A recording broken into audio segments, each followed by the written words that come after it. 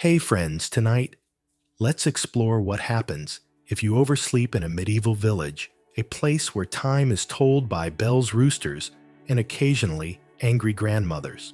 You, dear sleeper, have made the greatest mistake of all. You've slept in, and not by just a few minutes. Oh no, you've slept past the first bell, past the rooster's second crow, past the loud cart rolling over cobblestones delivering cabbage. So before you relax, take a second to like and subscribe if you find value in what we share. And let me know in the comments where you're listening from and what time it is right now. Maybe you're tucked in at 11 p.m. in Toronto or dozing off at 4 a.m. in Manila. Either way, dim those lights, fire up a fan for that cozy background sound, and let's settle in for the journey ahead. You wake in a panic. The light seeping through your thatched window is far too golden for early morning. The village bell has rung twice already, and you've missed both chimes. That's right, 2 full peals of the bell, and you were dreaming of turnips again. It's a lovely dream, honestly. But now, you're in medieval trouble. You throw off your wool blanket, rough, itchy, and slightly damp from the morning dew that seeps in through the cracks. No time to worry about that. You fumble to put on your tunic, which is somehow colder on the inside than out. Your hair is a mess. Your breath smells like fermented barley. And worst of all, your morning porridge is gone. Your family, they're already at the fields. Even your little brother, who still believes fairies live in the pigsty, managed to leave on time. You stumble outside, blinking into the daylight like some kind of cave troll. The chickens pause to stare at you, judging. Even the old goat bleats with what you're almost sure is disapproval. And then comes the real danger. Matilda. She's not royalty. She's not a knight. She's just your neighbor with one working eye and a shawl that smells like regret. She's standing at her door with her arms crossed and a scowl that could ruin crops. Well, well. She says, her voice as dry as 2-day-old bread. Look who's decided to join the living. You mumble something about a cold night and a stiff back. She raises an eyebrow. That eyebrow says, "Try again, peasant." You remember suddenly that in this village, punctuality isn't just politeness, it's survival. Fields don't plow themselves. Cows don't wait for second breakfast. And if you're not seen working by the time the second bell rings, people start talking. Whispers travel fast. Lazy, sinful, possessed by the demon of sloth. One time, someone fell asleep during a sermon and ended up being sprinkled with holy water and assigned extra night watch for a week. You shuffle past her shoes, still unlaced, trying to avoid eye contact with the donkey, who also looks more productive than you. By now, the fields are already bustling. Rows of villagers bent over like question marks, hoeing and planting, occasionally cursing at rocks. You spot your uncle 2 rows down. He gives you a long stare, not angry, just disappointed. You grab a hoe and attempt to join, but the work you're doing is half-hearted and the soil knows it. It clumps up. It pushes back. You step on a worm. You apologize to the worm. Meanwhile, a kid no older than 7 is already on their second basket of weeds pulled. They wave at you. You wave back and then accidentally drop the hoe on your own foot. Yes, this is your punishment. You think back to what they said at the last harvest feast. The early bird gets the best bread. The later bird, well, the later bird gets stale crust and maybe a judgmental glare from a barn cat. Fun fact, in medieval villages, being a sluggard was sometimes linked to spiritual weakness. Oversleeping too often, maybe a sign you've been touched by a sinful spirit. You laugh nervously. Surely they're joking. But last year, someone overslept, and they actually brought in the priest. He threw salt at them. You try to catch up. You really do. But there's something about starting the day on the wrong foot that keeps the rest of the feet confused. Then it happens. A bell. The mid-morning bell. You've only been awake for an hour, and already you're out of time. The village prepares to shift into the next phase, some to the markets, others to water the animals, and you. You try to act like you've been working this whole time. But your hands are suspiciously clean. Your tunic is still unrumpled. You smell like bed. The baker walks by. He sniffs. Slept in, he asks without breaking stride. You don't answer. Instead, you wonder how bad could it be really. Maybe there's a benefit to oversleeping. Maybe you're more creative, more rested. Maybe, just maybe. You're about to start a movement. You, the sleep-in peasant, a symbol of rebellion, a gentle protester against a world ruled by bells and expectation. Or maybe you'll just get assigned extra goat-watching duty tonight. And here's the thing. Medieval society was obsessed with routine. From sunrise to sundown, every hour had a purpose. Oversleeping disrupted the spiritual order, the social fabric, even the dairy schedule. One quirky truth, some monks actually used candle clocks to track hours during prayer candles with metal balls that dropped at intervals to ping against a plate. If the ball dropped and you were still in bed, well, you'd have to explain yourself to Brother Thomas, who never missed a vigil and definitely never smiled. And now, a thought for the scholars in the back. Did the rigidity of medieval timekeeping suppress individual rhythm? Or was it simply necessary in a pre-industrial age where every hand counted?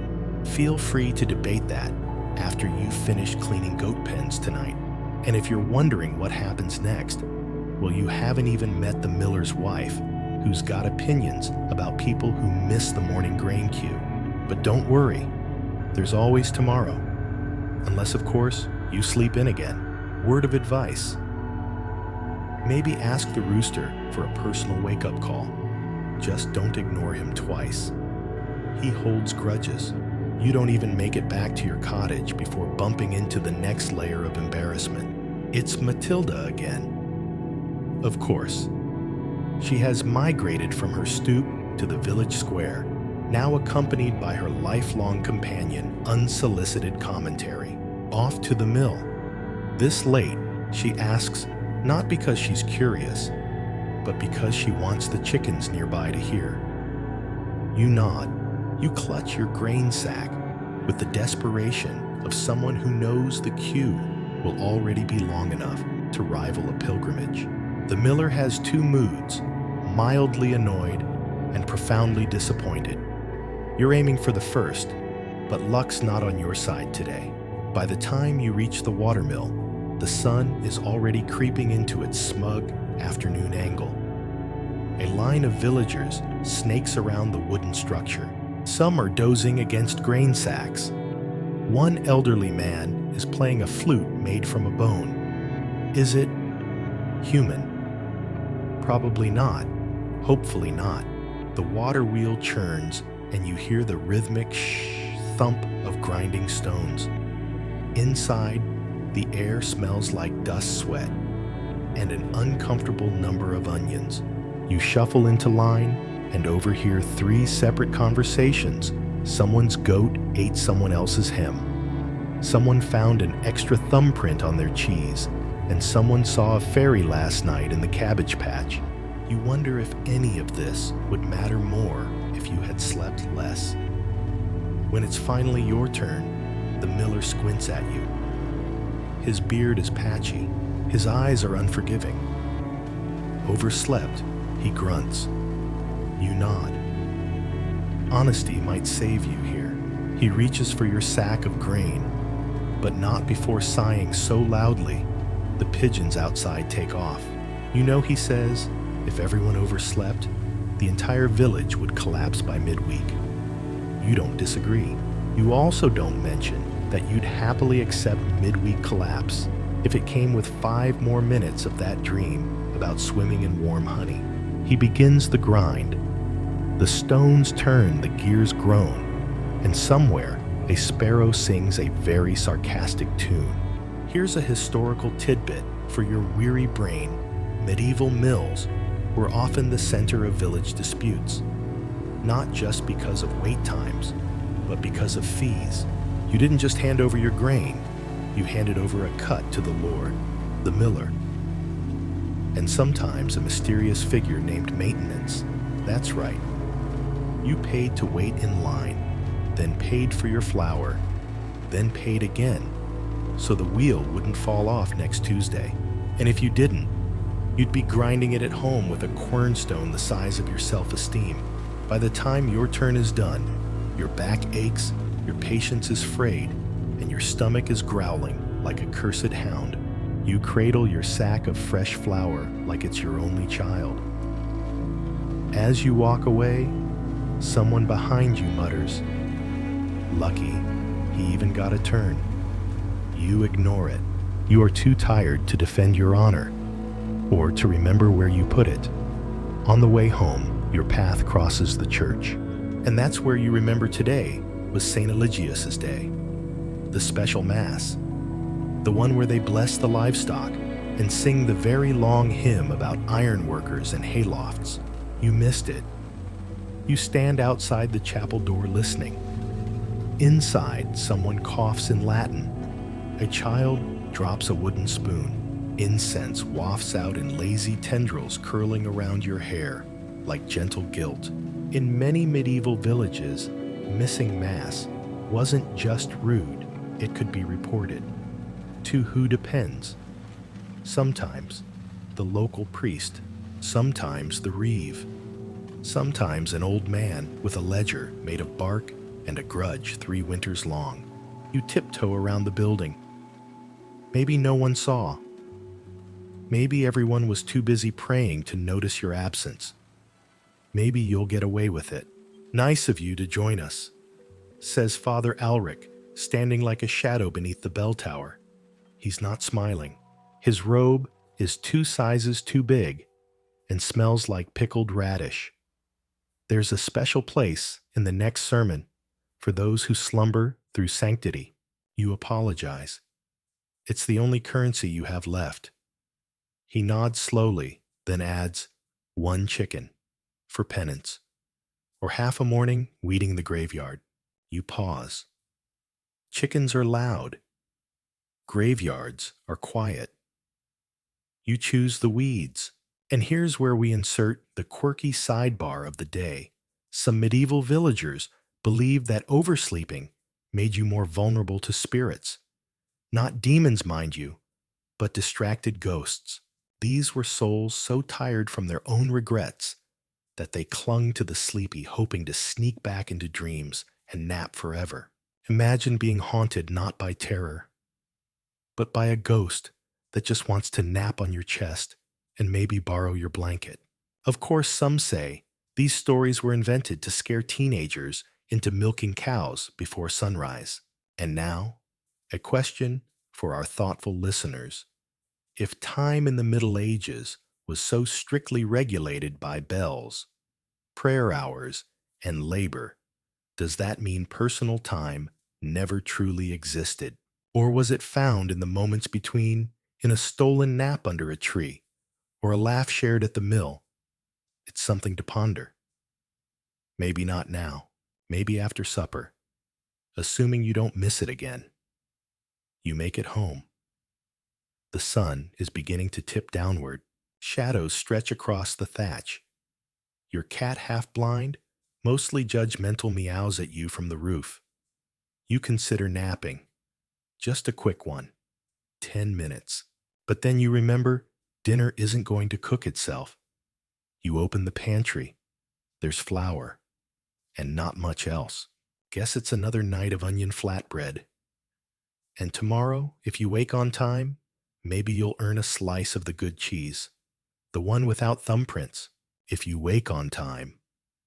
Word to the wise, never trust a rooster who smiles. Evening creeps in like a guilty thought. The sky glows with that particular medieval hue, smoke gray, with a hint of cow breath, and you humble sleeper in are still trying to prove your usefulness to the village ecosystem. With your mill escapade barely behind you and a belly full of exactly 0 onion flatbreads, you turn your eyes to the fields hoping to make a last-minute contribution. Unfortunately, the fields are finished. Everyone has packed up. Hoes are leaned against fences. Baskets of vegetables are being carried home. Even the crows have called it a day and moved on to judgmental squawking from the treetops. And then you see it. A patch of weeds. Glorious, unclaimed, tangly weeds, hiding in the corner behind the cowshed. You pounce on them like a hero returning from exile. You rip weeds with a zeal usually reserved for personal vendettas. Dirt flies. A beetle flees. You feel productive for the first time all day. Then a child walks by, chewing a turnip, and says, "That's not a field. That's the privy patch." You stop. You look around. And yes, those weeds are suspiciously lush. Too lush. You slowly drop the handful and back away. Your comeback tour is going about as well as a medieval bathhouse on a fasting day. On your way back toward your house, you pass the town square, where, wouldn't you know it, the entire village seems to be gathering. Of course they are. Because today, of all days, is the monthly council meeting, a chance for grievances, suggestions, and for someone to definitely bring up your name. You slink toward the edges of the gathering. The reeve stands on a small platform made of whatever was dry and vaguely sturdy.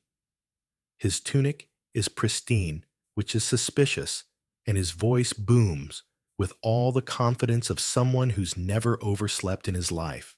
"Let us begin," he declares, holding up a tablet of wax as though it were divine law.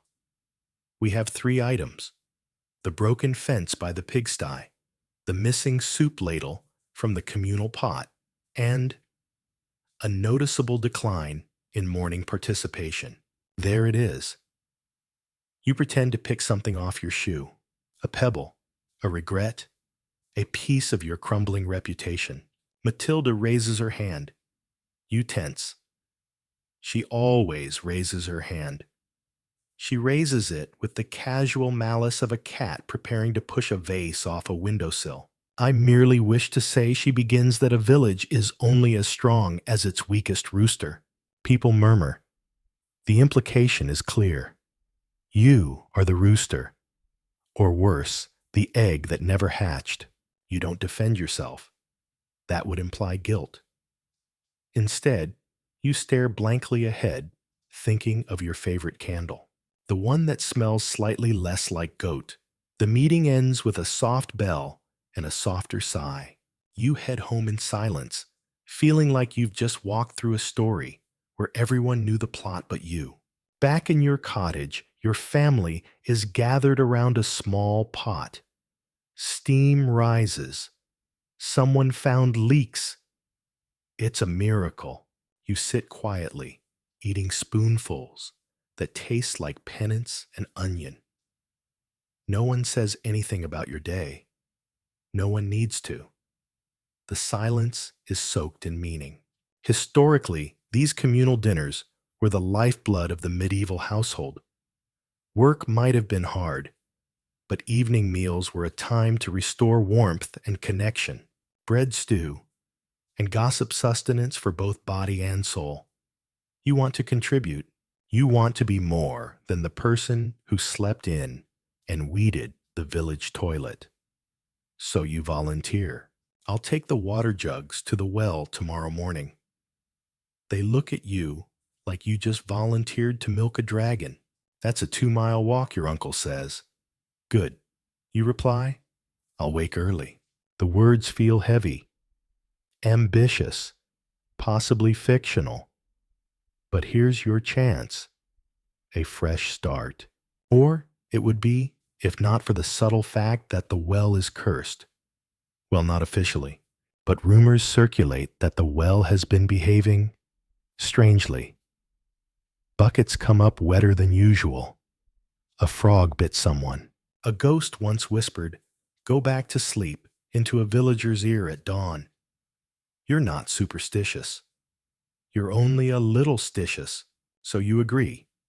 Tomorrow you'll rise early, carry the empty jugs, and fetch the day's water. You will become the hero of hydration, the patron saint of punctuality. You lay out your clothes. You set your sandals near the door. You tell the cat to wake you up at sunrise. The cat blinks. Fun fact, medieval people often used animals as makeshift alarm clocks. Roosters, obviously, but some also relied on the sounds of animals stirring in the barn, or the chiming of bells carried by goats. Imagine the goat jingles, and it's time to plow. Some even paid children to wake them up. Yes, the original snooze button was a 6-year-old with loud feet. A curious academic question. Did the lack of standardized time allow for more freedom in medieval lives? Or did it reinforce stricter social pressure to perform visibly at expected hours? Feel free to debate that in your dreams, assuming you actually wake up for them. As you crawl into bed, you feel a weight lifting. You have a plan, a purpose, a water jug with your name on it. The candle flickers. Your body curls under the wool, and in the distance, a faint croak echoes from the direction of the well. It sounds suspiciously like sleep tight, but it might just be your imagination. Probably. The rooster crows. That's how this part of your life is supposed to begin. A noble, punctual bird announcing the dawn with perfect clarity. But this morning, the rooster forgets. Or maybe he's on strike. Maybe he's just tired of your nonsense. Either way, when your eyes flutter open, it's not to the triumphant cry of poultry. It's to a cold drip landing squarely on your forehead from the thatched roof above. You blink.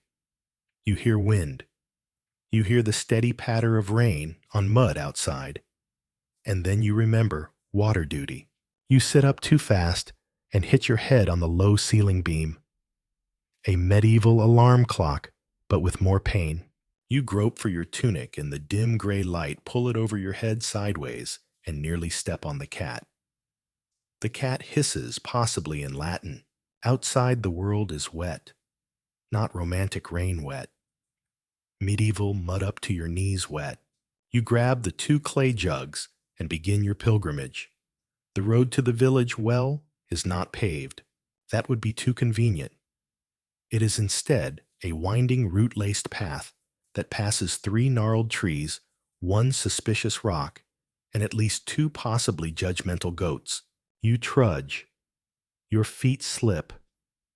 A worm waves politely as you fall.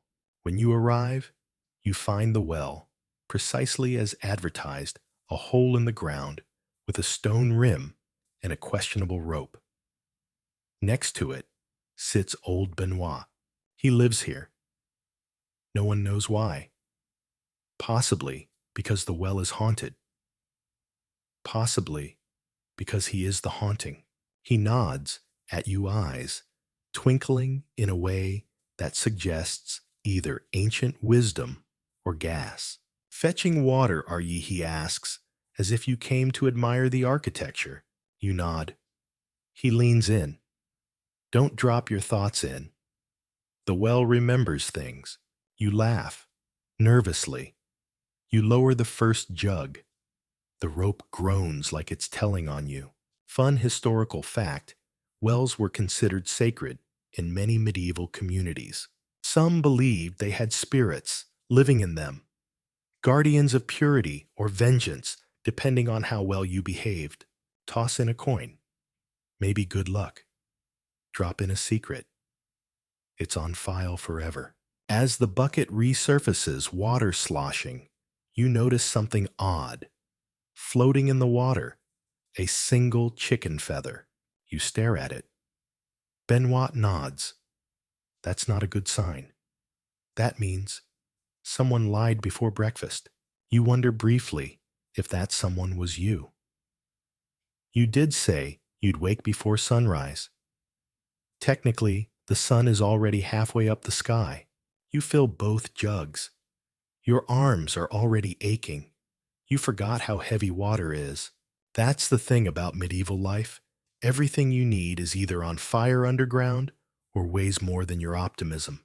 You begin the walk back, water sloshing against the clay. Every step feels longer than the last.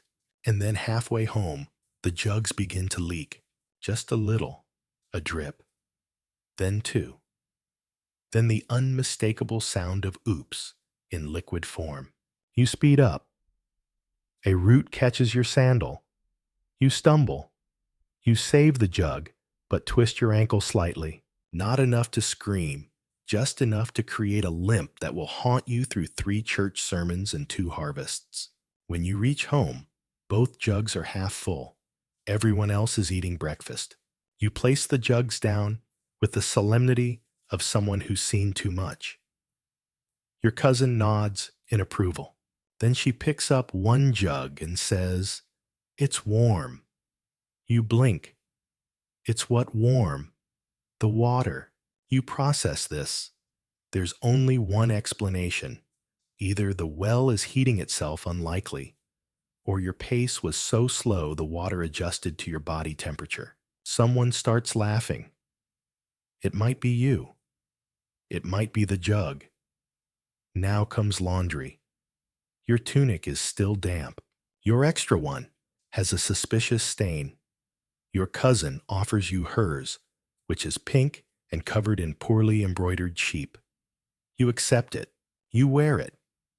Outside, a child points at you and yells, "Sleepy sheep boy, you are reborn with a new identity." Here's a quirky truth for your brain to sip on. In some medieval towns, there were actual fines for appearing slovenly. That meant unkempt hair, dirty clothes, or mismatched shoes, which right now is exactly how you look. So technically, you could be charged for existing. And here's our academic question of the day. If personal hygiene and punctuality were tied to moral virtue in medieval culture, does that mean laziness was more feared than hunger? Or was it simply a way to maintain social order through public shaming? No need to answer now. You've got soup to spill, because that's what happens next. At lunch, you try to help. You stir the pot. You trip on your own foot. The soup hits the floor like a medieval tragedy in slow motion. Everyone stares. You say, "Well, now the cat can have lunch." The cat for once declines. As the day fades, you're assigned a new task. Firewood. Surely this is foolproof. But when you arrive at the woodpile, it's already been picked clean. All that remains is a single log and what appears to be an aggressive squirrel. You take the log. The squirrel takes your dignity. By nightfall, your to-do list has become a series of partial victories. Leaky water, warm jugs, soup, spillage, pink tunic, and yet your name wasn't brought up at evening prayers. Progress. You fall into bed still in your borrowed clothes and whisper to yourself, "Tomorrow, I'll wake up before the rooster." Outside, the rooster chuckles. Probably. You wake up to absolute silence. No bells, no birds, no scolding. The room is dim lit, only by a sliver of dawn light sneaking past the curtain, a threadbare rag that has valiantly clung to the window since 3 plagues ago. You sit up slowly. No bumps on the ceiling. No drips on your forehead. The cat is asleep on your chest, which is adorable until you realize It's also mildly suffocating. You gently slide it off. It thuds to the floor and resumes snoring, possibly in Old French. Today, you've done it. You've risen early. Not just early for you, but truly early before the main fire has been rekindled, before the cousins start stomping, before Matilda starts judging. You feel invincible, like a minor saint of timeliness. You dress in the dark. You find your old tunic still a bit soup-scented lace, your sandals evenly, and even wash your face in the basin without falling in. This is it. Redemption. You open the door and freeze. Everyone else is already outside, working, talking, carrying buckets. You glance up. The sun is higher than it should be, much higher. You spin back into the house and check the candle stub you left burning as a primitive time marker. It's completely gone. Not halfway, not even quarter. Just a puddle. You've been pranked by light. You didn't wake early. You woke last. Your triumphant mood dissolves like your breakfast porridge probably did hours ago. You run outside anyway. The goat laughs. You're not sure how, but it happens. Your uncle spots you and shouts, "He lives." Then everyone claps. But not the supportive kind. The kind that says, "We're proud of you for simply existing." A child again. That same child hands you a note. It's written on bark and reads, "Too late for firewood duty. Report to ditch patrol." Signed the Reeve with a tiny drawing of what you think is a potato, but might be you. You sigh and shuffle off toward the ditches. Ditch patrol is exactly what it sounds like. You walk alongside the village drainage paths, clearing muck debris and occasional frogs who've started a new society. Here's your historical tidbit of the day. In many medieval villages, ditches served as both drainage and public opinion collection sites, meaning people would throw in everything from food scraps to passive-aggressive complaints about their neighbors often carved into bits of wood or muttered at passing ducks.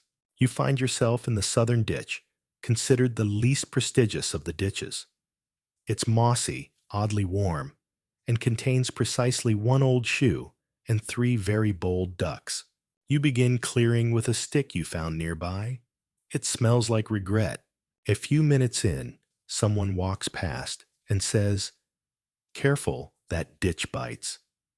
You laugh. Then something in the water does nibble your ankle. You keep working. You're determined. You will not be the joke of the next council meeting. Then comes the splash. A cart rolls by on the road above. Its wheel throws mud directly into your face. You wipe your eyes. The cart driver waves. "That's for missing morning prayers," he calls cheerfully. You consider shouting something back, but decide to preserve what remains of your dignity, which at this point could fit comfortably inside a thimble. As you continue scooping muck, you find something shiny wedged between 2 stones.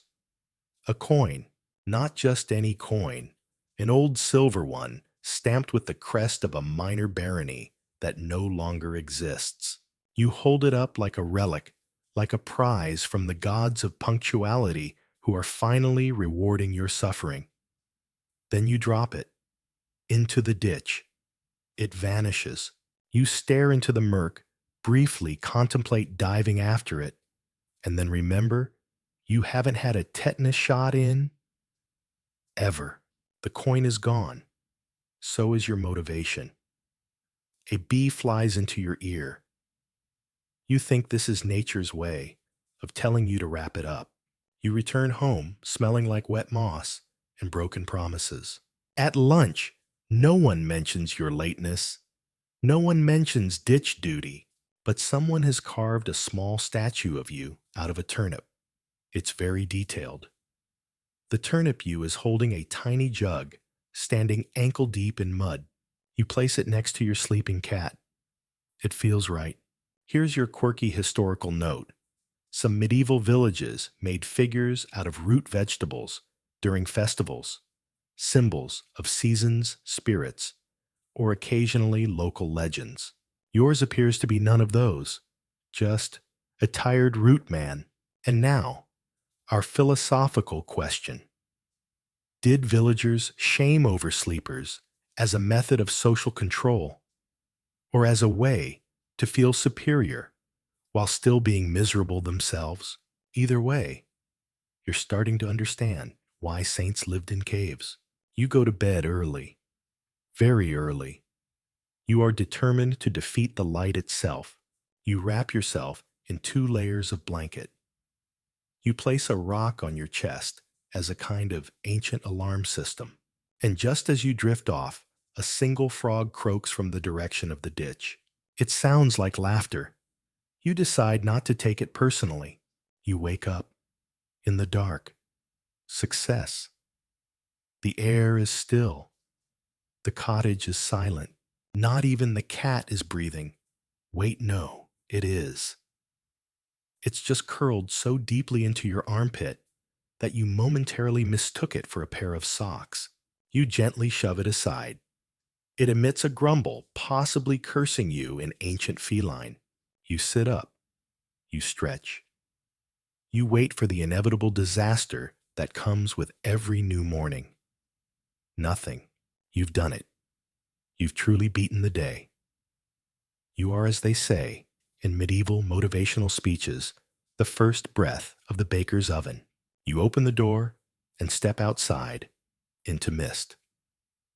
Heavy, lingering, and suspiciously magical mist.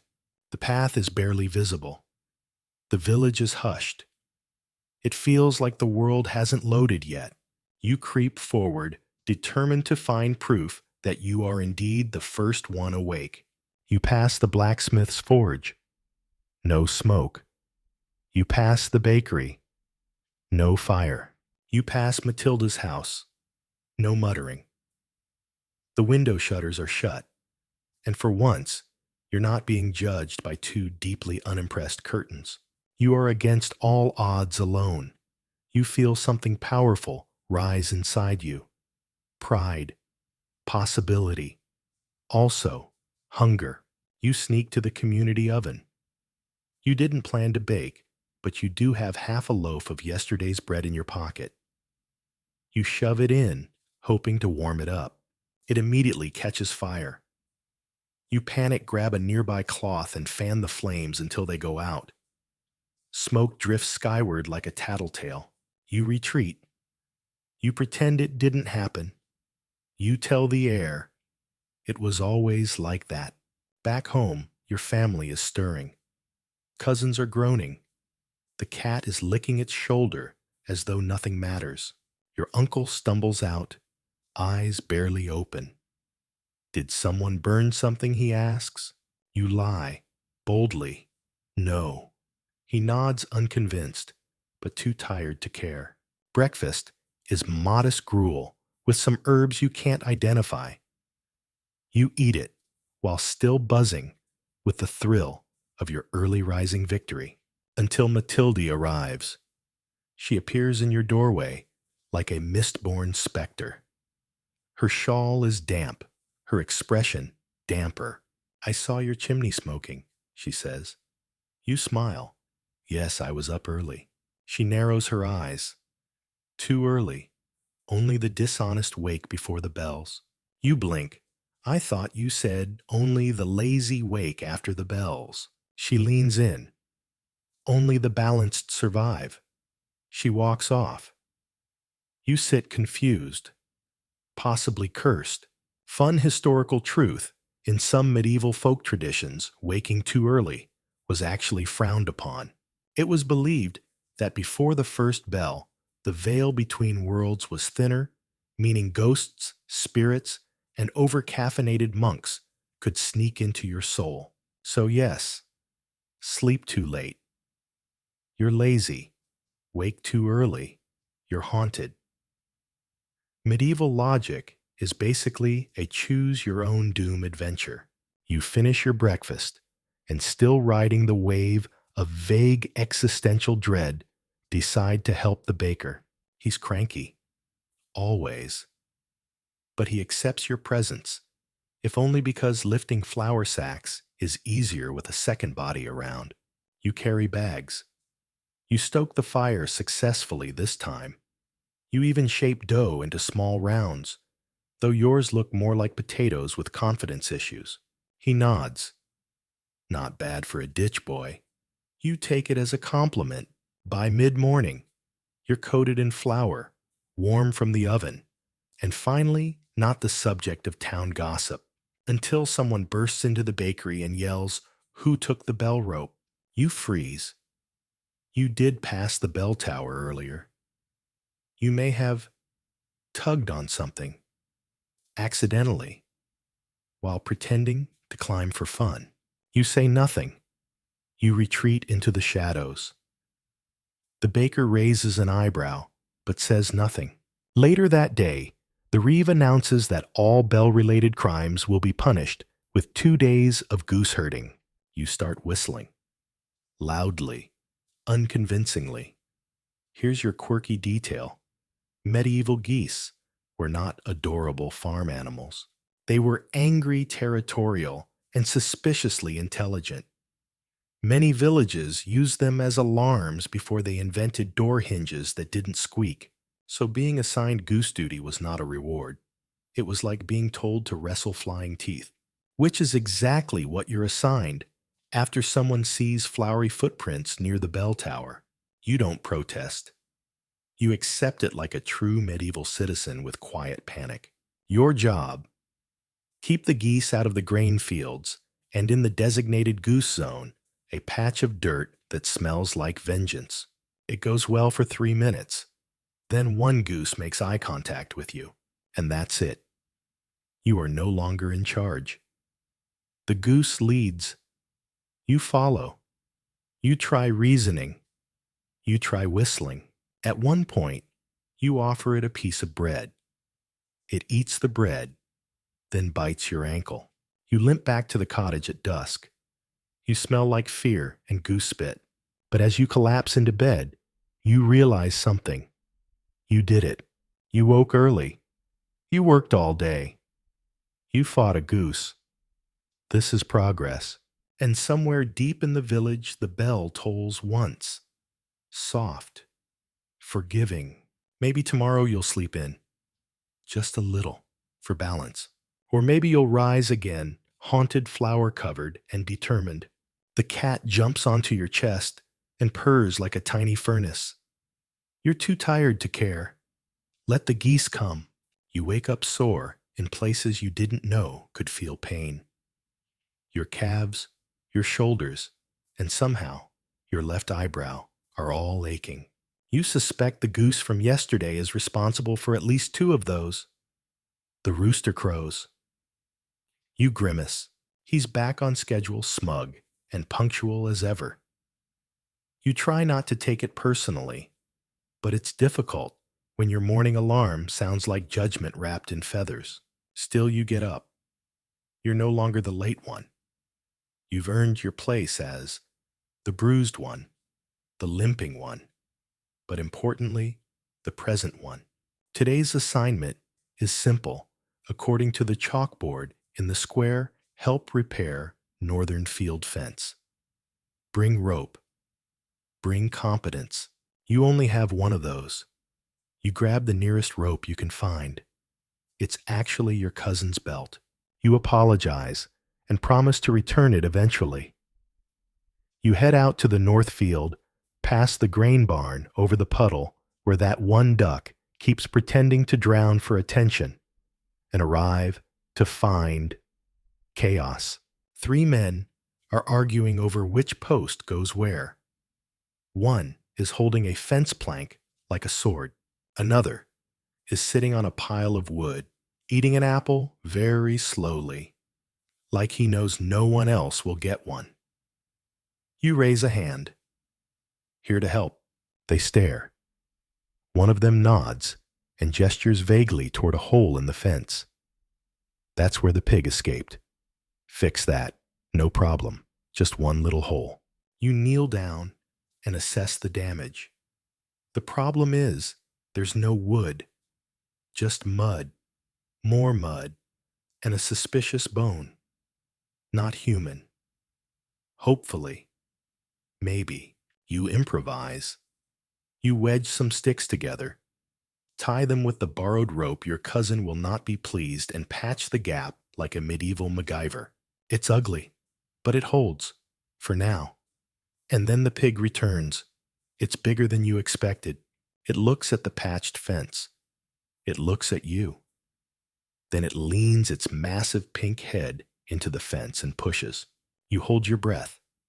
The fence holds its ground. Success. And then the pig sneezes. The fence collapses like a badly cooked pancake. You stare at the sticks, the rope, the betrayal. The pig walks past you, grunting smugly. It stops, sniffs your tunic, and moves on. You're not worth eating. Just disappointing. You fix the fence again. This time, you use rocks. You use sheer willpower. You whisper threats to the pig in a language only desperation understands. Eventually it stands. Barely. You sit on a nearby log, proud, sore, and then it rains. Of course it rains. A gentle drizzle turns into a purposeful pour. Your makeshift fence dissolves like wet bread. You try to shield it with your body, but the pig, now lounging nearby, seems to be laughing. Fun historical fact: pigs in the Middle Ages weren't just food. They were often blamed for everything from ruined gardens to crop failures. There were even trials for pigs, actual court cases, witnesses, judges, sentencing. A pig once got excommunicated. You right now fully understand why. Eventually, someone more competent arrives with real wood nails and a look of profound disapproval. You step aside. You are demoted from builder to watcher. You spend the rest of the afternoon gathering leftover nails and trying not to get splinters in your self-worth. But here's a curious historical aside. Many medieval villages rotated responsibilities, so no one had the same job too long. The idea was that everyone shared burdens, and no one could get too powerful by mastering any single task. Which is great in theory, but it means tomorrow you might be assigned to something even worse: public singing. You head home wet and covered in sawdust. You smell like failure and bacon, which is ironic. At dinner, your cousin notices her missing belt tied around a soggy stick on your back. She says nothing, but takes her revenge by giving you the smallest potato. You eat it in 2 bites. It tastes like humility. You're too tired to argue, too tired to talk, too tired to remember the pig's face. But you know, you'll see it in your dreams. And now, an academic curiosity. If medieval tasks were communal, why did personal shame still carry so much weight?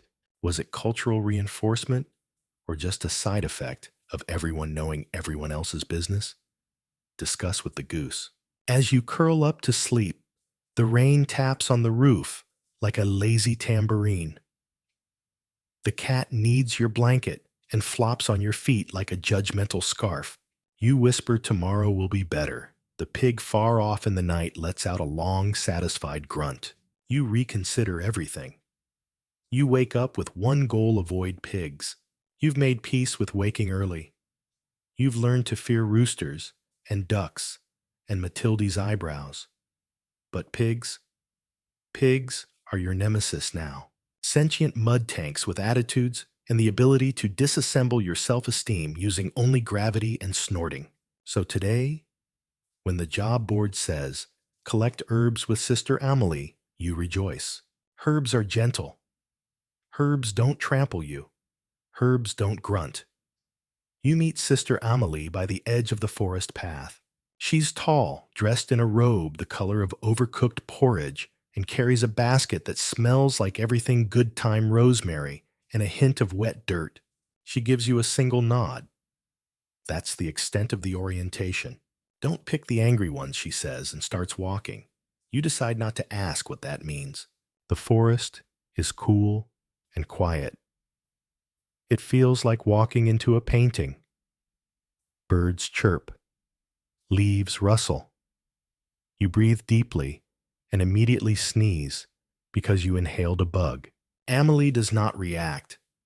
You suspect she is either very patient or has already mentally excommunicated you. She shows you each plant slowly, like a living textbook.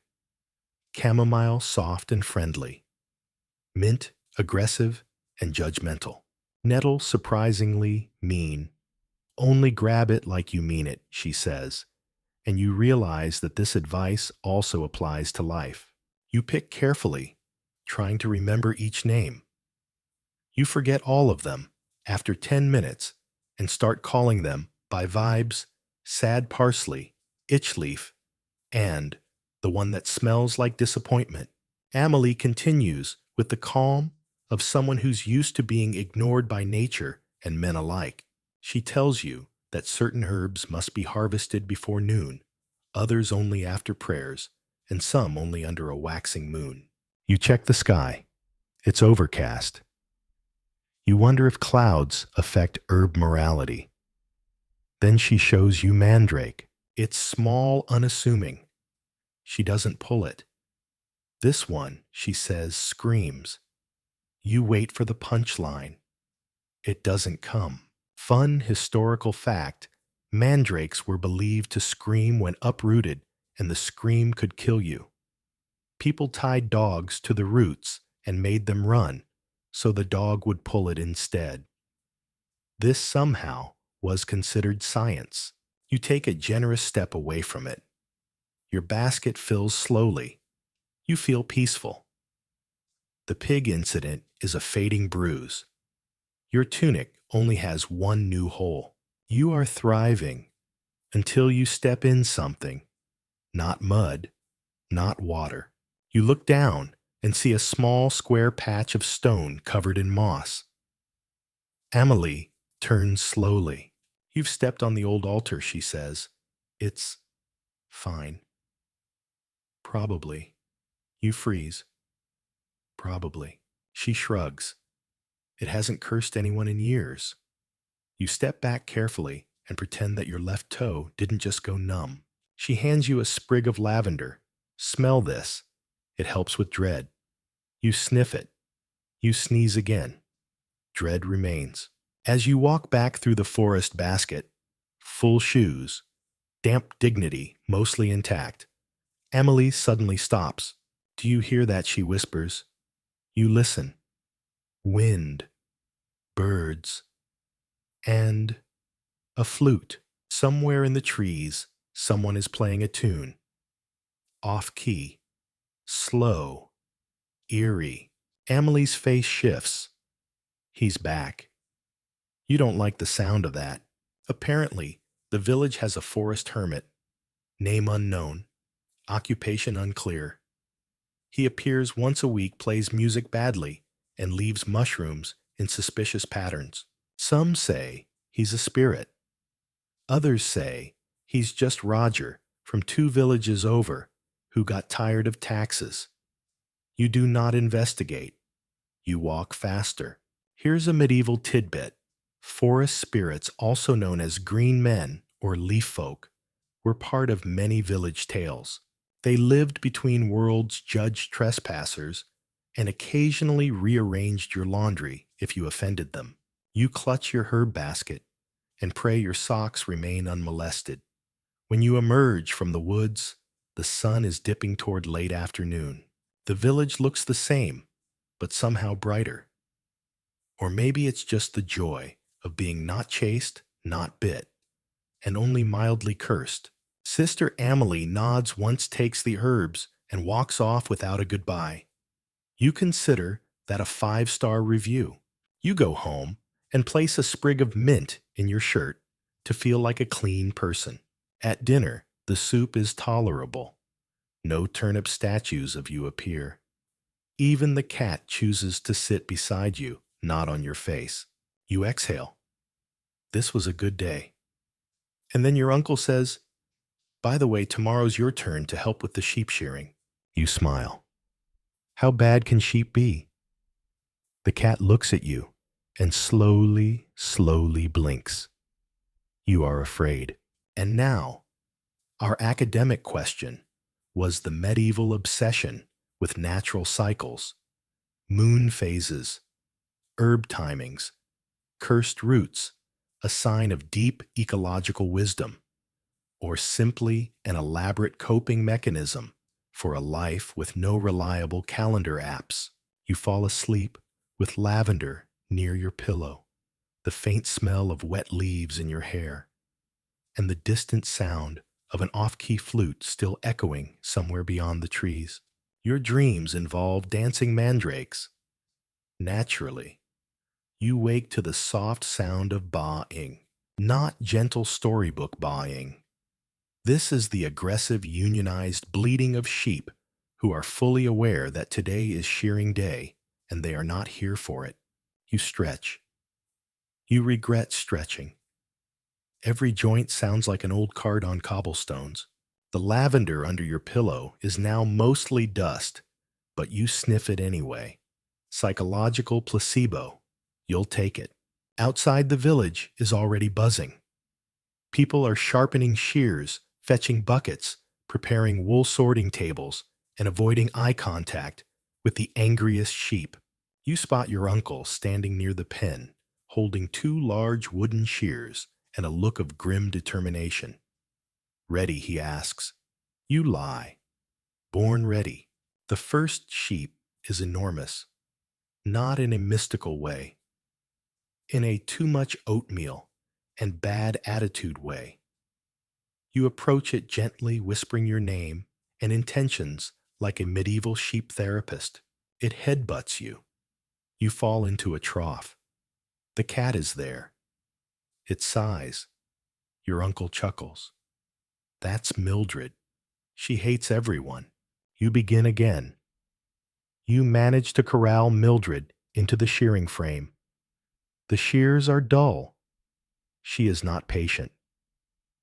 Within 2 minutes, she's kicked your shin-eaten part of your sleeve and is now staring at you like she knows your secrets. You snip. You snip again. You keep snipping.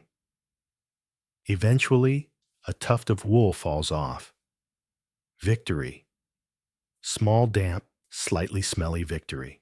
And here's a fun historical fact. Medieval wool was everything. Clothing, bedding, income taxes. You name it. Sheep weren't just animals. They were walking bank accounts. With opinions. You shear 6 sheep by mid-morning. 2 of them scream like offended nobles. 1 of them tries to climb a fence. 1 bites your knee. But it works. You're doing it. Then someone yells, "Don't forget the ram." You freeze. The ram's name is Bernard. He has 1 eye, 3 scars, and a resume that includes chasing the bishop up a tree. You approach slowly. He stares. You stare. There's a moment of mutual understanding. You don't want to do this, and neither does he. You reach out gently, respectfully, diplomatically. He snorts. You snip 1 lock of wool. He charges. You leap. You land in the bucket. Again. This is now a pattern. Your cousin helps you up. You'll heal. Probably. She hands you a biscuit. It is both apology and reward. By midday, you are covered in wool dirt bruises and a faint sense of resilience. You eat lunch on a hay bale. The soup is slightly better than yesterday's, probably because someone dropped herbs in it by accident. You hope it wasn't the mandrake. As you chew, you overhear 2 old women debating the quality of wool this year. Not as soft as the plague year, one says. "Ah, but fewer lice," the other replies. Perspective. You think about what it means to shear something. to strip it down to its useful core. Maybe your dignity is being sheared too, just enough to grow back stronger. You try to express this metaphor aloud. Someone throws a turnip at you. Here's your quirky tidbit of the day: wool was so valuable in medieval England that smugglers used to stuff it into coffins to avoid taxation. That's right, clergy would open a casket and find grandma buried under 5 layers of illicit yarn. Tax evasion, but make it fluffy. By late afternoon, the sheep are done. Their fleece is piled in baskets, sorted by color, texture, and perceived attitude. You help carry it to the communal drying racks, which double as gossip stations. You hear whispers about a neighbor's suspiciously early harvest and someone's love letter found stuck to a cow. You walk home slowly, dragging your feet through the dust. You've survived another day. You smell like wet wool and hay. Your tunic is now permanently stretched in one shoulder, thanks to Bernard. You sit by the fire sipping something that tastes like boiled weeds and hope. Your uncle pats your back. You did better than last year's boy. He cried. You smile. You only cried a little. At bedtime, the cat curls up beside your basket of herbs. You're too tired to move it. You lie down. You close your eyes, and you dream of sheep. Thousands of them, with shears, chasing you. And now, a historical musing: did medieval villagers find comfort in repetitive labor? Or did they quietly fantasize about moving to the city and becoming bad poets with strong opinions about bread? Discuss tomorrow, when your arms work again. Tonight, you sleep like a freshly shorn sheep, soft, exposed, slightly confused, but deeply, deeply exhausted. You wake up unsure whether your arms are still attached. You attempt to stretch, but your limbs respond with the enthusiasm of week-old cabbage. Even blinking feels like a high-effort activity. Somewhere in the corner, the cat yawns with all the smug energy of someone who didn't shear 200 pounds of wool yesterday. You shuffle to the door and peek out. The sky is clear, suspiciously clear. The kind of blue that implies something is about to go terribly wrong. And sure enough, today's task board says it market duty. Assist with setup selling and not scaring customers. You sigh. The village market happens once a week. It's when everyone gathers to exchange bread tools, complaints, unsolicited advice, and 3-year-old gossip repackaged as fresh revelation. You are assigned to the wool stall. Of course you are. The gods of narrative symmetry demand it. You drag the baskets of fleece across the square, leaving a trail of loose fibers and crushed dignity. You arrange them on the rickety wooden table that's missing one leg and smells faintly of goat. You try to fluff the wool attractively, but it mostly looks like sad, flattened clouds. The first customer is a tanner. He pokes the wool like it owes him money. "Is this from Bernard?" he asks. You nod. He narrows his eyes. Too coarse. You want to reply, "So is Bernard." But you smile and say, "Very durable." He snorts, "So is my wife," and walks off. The second customer is a child who just wants to pet it. You allow this. It is the most positive interaction you'll have all day. Eventually, Matilde appears. She examines each pile slowly, carefully. She holds a tuft of fleece to the light, as if expecting to see lies woven into the fibers. Then she says, "Smells like fear." You're not sure if she's insulting the sheep or you. Probably both. Here's a cheerful medieval market fact. Haggling wasn't just common, it was expected. If you paid full price without arguing, People assumed you were cursed or hiding something. So when the next customer, an old man with a limp and a mustache like hay in denial, offers you half a turnip and a pebble with sentimental value, you don't even blink. You counteroffer 2 turnips and a story. He grins. Done. The story involves a haunted butter churn and an ill-timed sneeze. You regret asking, but the turnips are good. Around midday, the troubadour arrives. He's wearing shoes made of moss and plays an instrument that looks like someone tried to build a lute while blindfolded. His song, something about a cow who fell in love with a windmill. Everyone claps. It's unclear if this is for the song or because he finally stopped playing. Your stomach growls. You trade a small sack of wool for a piece of dried apple and a very aggressive-looking cheese. You eat behind the stall like a fugitive from nutrition. Then the tax collector arrives. He's round. He's smiling. That's never good. His ledger is large and smells like old parchment and resentment. He asks how much you've sold. You tell him. He raises an eyebrow. You forgot to log that turnip transaction. You stare. He stares.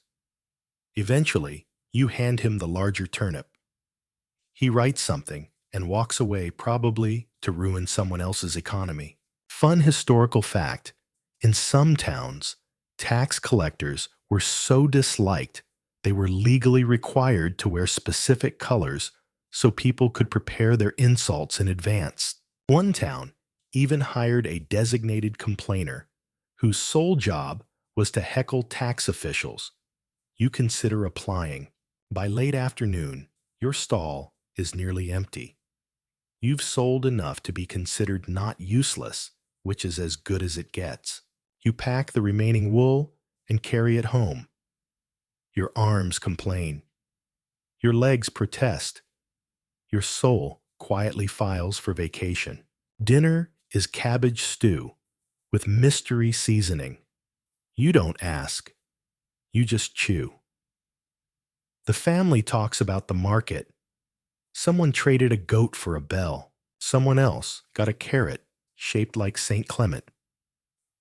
You nod along, barely listening. The cat licks your fingers and then snuggles your turnip. You allow it. You curl up with your now almost comfortable tunic, lay your head down, and stare at the ceiling. Today, you weren't late. You weren't useless. You didn't get chased by a goose or insulted by Bernard. You might even call that progress. And now, our academic pondering. If medieval market days were more than commerce, if they were about connection, performance, and public survival, were they in a way the closest thing to therapy available? You drift off, wondering what Bernard would charge per hour. In your dreams, you run a wool empire. Matilda is your assistant. The cat is your accountant. Bernard delivers the keynote speech at your annual Sheepreneur Summit. You wake up smiling until you remember tomorrow is latrine duty. Of course it is. You wake up to a smell. Not a good smell. Not even a confusing smell.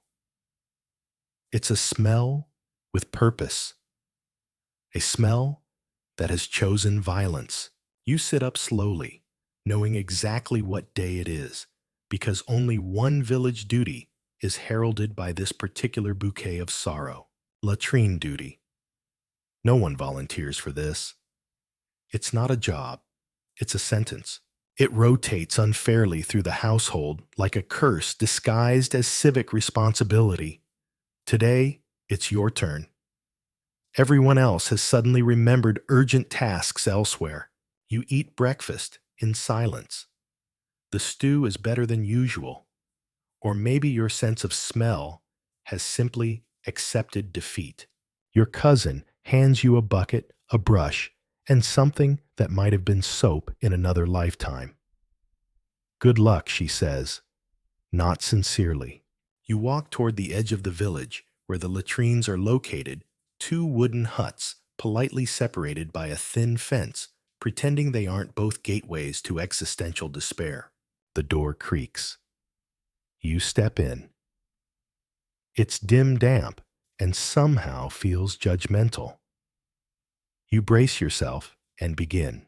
Now let's talk history. Medieval latrines range from wooden seats over pits to open-air trenches shared by far too many people. They were cleaned regularly by force, not choice.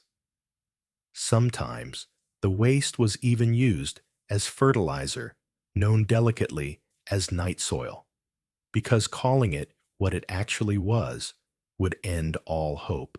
You scrub, you sigh, you question every decision that led you here. Outside, the wind changes and brings with it a new level of suffering. You tie a damp cloth around your face. It helps. Slightly. A fly lands on your forehead. You let it. You're too tired to argue. Halfway through, Matilda walks by. Of course she does. She pauses at the door, sanctifying the village one bucket at a time. You nod. It's a holy calling. She smiles. You suspect it's genuine. It's unnerving. After 3 buckets, you're done. You emerge, squinting like a mole, reborn into a crueler world. You stumble to the well, scrub your hands with gravel, soap root, and desperation. You return the brush to the tool shed. You make a vow to never ever eat stew again. And yet, as miserable as it was, you feel accomplished. You faced the darkest pit and lived, which is more than can be said for the time Bernard sat on a wasp.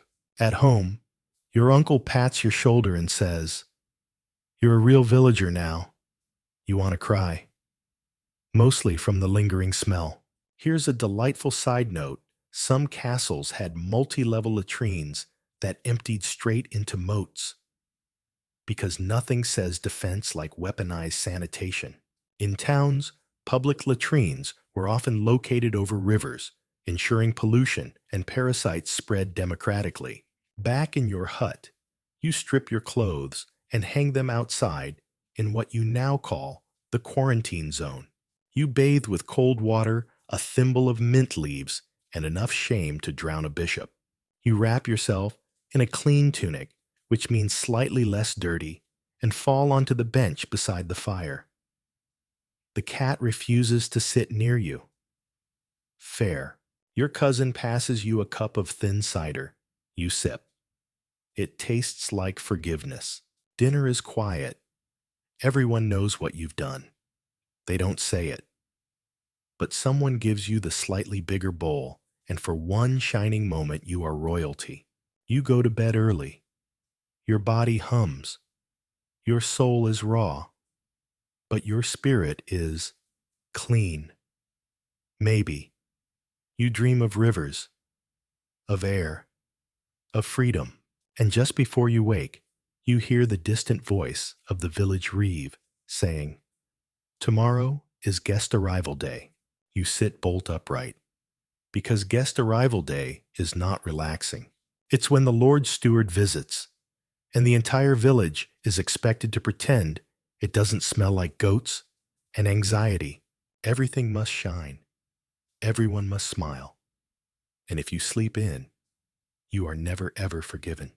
And now, our academic reflection: was the maintenance of public cleanliness in the Middle Ages an act of shared dignity, or just another way to shame the unlucky? Could latrine duty be the village's way of reminding everyone that no one, not even Matilda, is above the bucket? You fall back onto your hay mattress exhausted, but clean. And that in this world might just be enough. You wake up before the rooster, before the bells, before the cat who opens one eye sees you up and immediately closes it again in protest. Today is guest arrival day, and you are determined not to mess it up. You dress in your cleanest dirty tunic, splash some cold water on your face, and smooth your hair with a damp wooden spoon.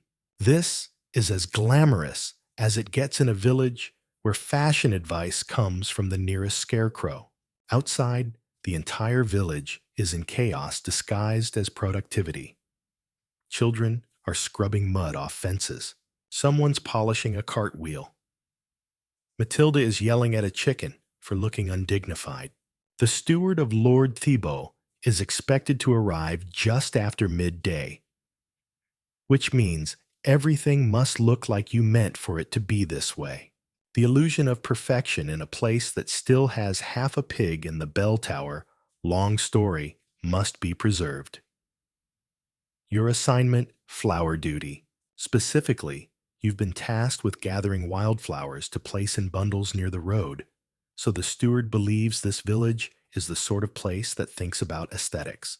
You trudge toward the meadow basket, in hand praying the wildflowers haven't all been eaten, stepped on, or cursed. The meadow is in bloom. Sort of. It's mostly dandelions and weeds trying to pass as daisies, but you make it work. You collect colors yellow, white, bluish, while humming a little tune that may or may not be about revenge against Bernard the Ram. Then you spotted a perfect violet bloom. Delicate, regal, possibly illegal. You pick it and add it to the top of the bouquet. It looks like you tried. On your way back, you pass the bakehouse, where someone is frantically attempting to bake 10 loaves of bread at once using a fire that clearly has a grudge. You offer to help. You're handed a paddle, a lump of dough, and a warning. Don't burn it. Again, you do your best. The dough sags. The fire hisses. Your loaf ends up shaped like a disgruntled potato, but it smells good. You place it on the offering table anyway. The cat follows you for the rest of the day, probably trying to figure out if you're edible. Midday arrives. A trumpet sounds. Well, it's not really a trumpet. It's Jerome, the shepherd's cousin, blowing into a large seashell. But it does the job. Everyone lines up. And then he arrives. The steward. He's tall, polished, wearing a doublet that looks like it costs more than your house. He rides a horse that's whiter than snow and twice as judgmental. He nods as he passes each villager. He says nothing. His scribe follows, taking notes and muttering things like plausibly clean bread, roundish, and goat presents moderate. When he reaches your flower bundle, he stops. He stares. He leans in. He sniffs. Then he says, "Adequate." You nearly faint from pride. Here's a historical nugget. Stewards in medieval times were often more powerful than the lords they represented. They handled land taxes, punishments, and the occasional public shaming of someone who tried to offer underbaked onions as tribute. So, being noticed and not punished is basically a promotion. The steward continues through the village. He visits the bakehouse, the forge, the well, no frogs today, thank heavens, and then stops at Matilda's house. You watch her curtsy, perfectly. She says something inaudible. He nods once. She wins. Again. After he leaves, the villagers sigh in unison. That strange exhale of, "We did it. No one got exiled, hooray." You help clean up the decorations, save your best flower from being trampled, and even get a slice of actual cheese from the feast leftovers. It's sharp, salty, possibly magical. Dinner is celebratory stew with extra vegetables and zero judgment. You feel proud. You helped. You were on time. You didn't set anything on fire. That's a rare trifecta. That night, you sit under the stars with your cousin, your cat, and a very tired rooster who is beginning to trust you again. Someone plays a lute in the distance badly, but with feeling. You wonder, as you stare at the sky, why one fancy visitor's opinion matters so much to a place that survives on mud sheep and cabbage. Is it pride fear, or just the hope that someone might finally write down your name with something other than a complaint? Academic reflection of the night. In a world where status defines survival, where guest visits, simply theater villages performing their worth for the scriptwriters of history. Maybe. Or maybe you just like having a reason to wash your face. You fall asleep with the perfect violet still tucked behind your ear. The cat curls up beside you and finally purrs. You did good. You wake up with a flower petal stuck to your cheek. At first, you think it's a dream, a gentle leftover from yesterday's brief flirtation with dignity. But no, it's real, slightly damp, possibly chewed by the cat in the night.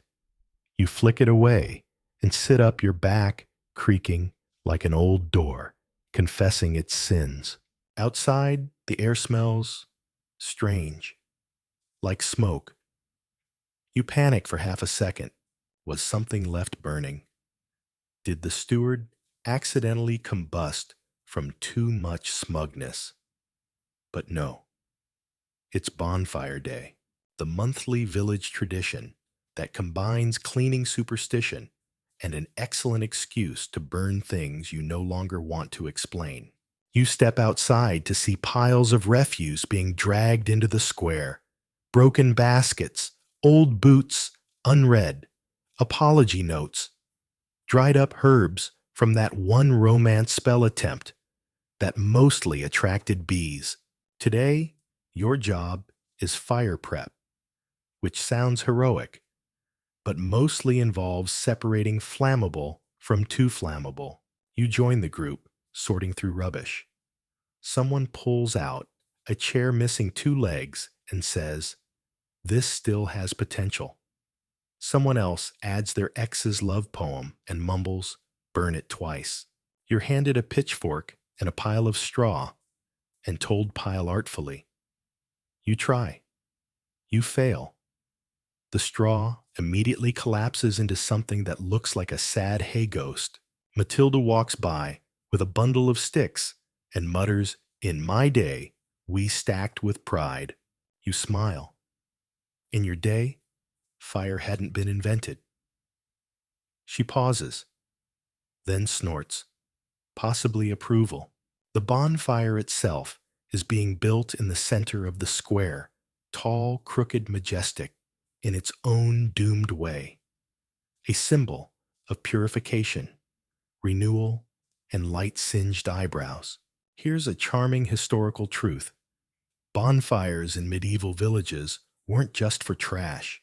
They marked seasonal changes, drove out bad spirits, and occasionally served as the medieval version of a neighborhood roast. Burn the old shoes, and while we're at it, burn Gary's lies. You add your contribution, a cracked wooden spoon, a tunic sleeve you can't explain, and a goat-chewed corner of last week's bread ledger.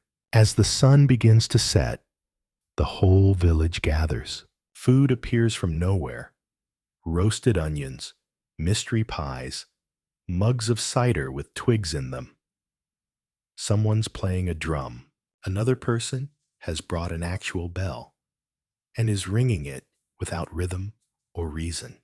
You sit near the edge, arms around your knees, warm cider in hand, and watch as the fire is lit. It whooshes up in a glorious chaotic bloom. Sparks rise like gossip. The crowd oohs. A child screams in joy or terror. Could be both. You stare into the flames and feel something loosen inside you.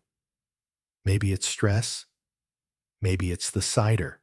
Maybe it's the sheer relief of not being the center of disaster for once.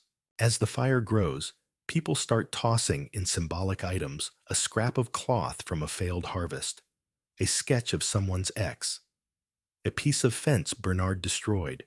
You consider throwing in your turnip statue, but it's grown on you. You keep it. Mathilde shockingly tosses in a single sock. No explanation, no questions. Then someone starts dancing. Not good dancing, more like emotionally confused hopping. But it's enough. More villagers join in, stomping, twirling, shrieking like geese who've just read poetry. You're dragged in. You try to resist. But someone puts a garland of wilted flowers on your head and yells, "You're the fire prince now." And that's the kind of pressure you can't fight. So you dance. Poorly, gleefully. You trip over a jug. You high-five a goat. You invent a move called the Bernard Shuffle, which involves sidestepping and muttering apologies. Here's your quirky note for the night. Some medieval festivals were so intense that local lords tried to ban them for being too joyful. That's right. Too much fun was suspicious. Because if peasants were laughing, they might start questioning things, like taxes or soup rations. But tonight, no one's questioning anything, just living, breathing, burning the bad bits and feeding the good ones. Later, as the fire dies down and the crowd thins, you sit beside your cousin, both of you covered in ash crumbs and poorly applied celebration paint. The stars overhead blink slowly, like they're trying to remember your names. You say softly, "Do you think we'll ever leave this place?" Your cousin shrugs. "Only if the cat gets promoted." You both laugh. The cat from a distance gives a slow, judgmental blink. And now, tonight's scholarly nudge.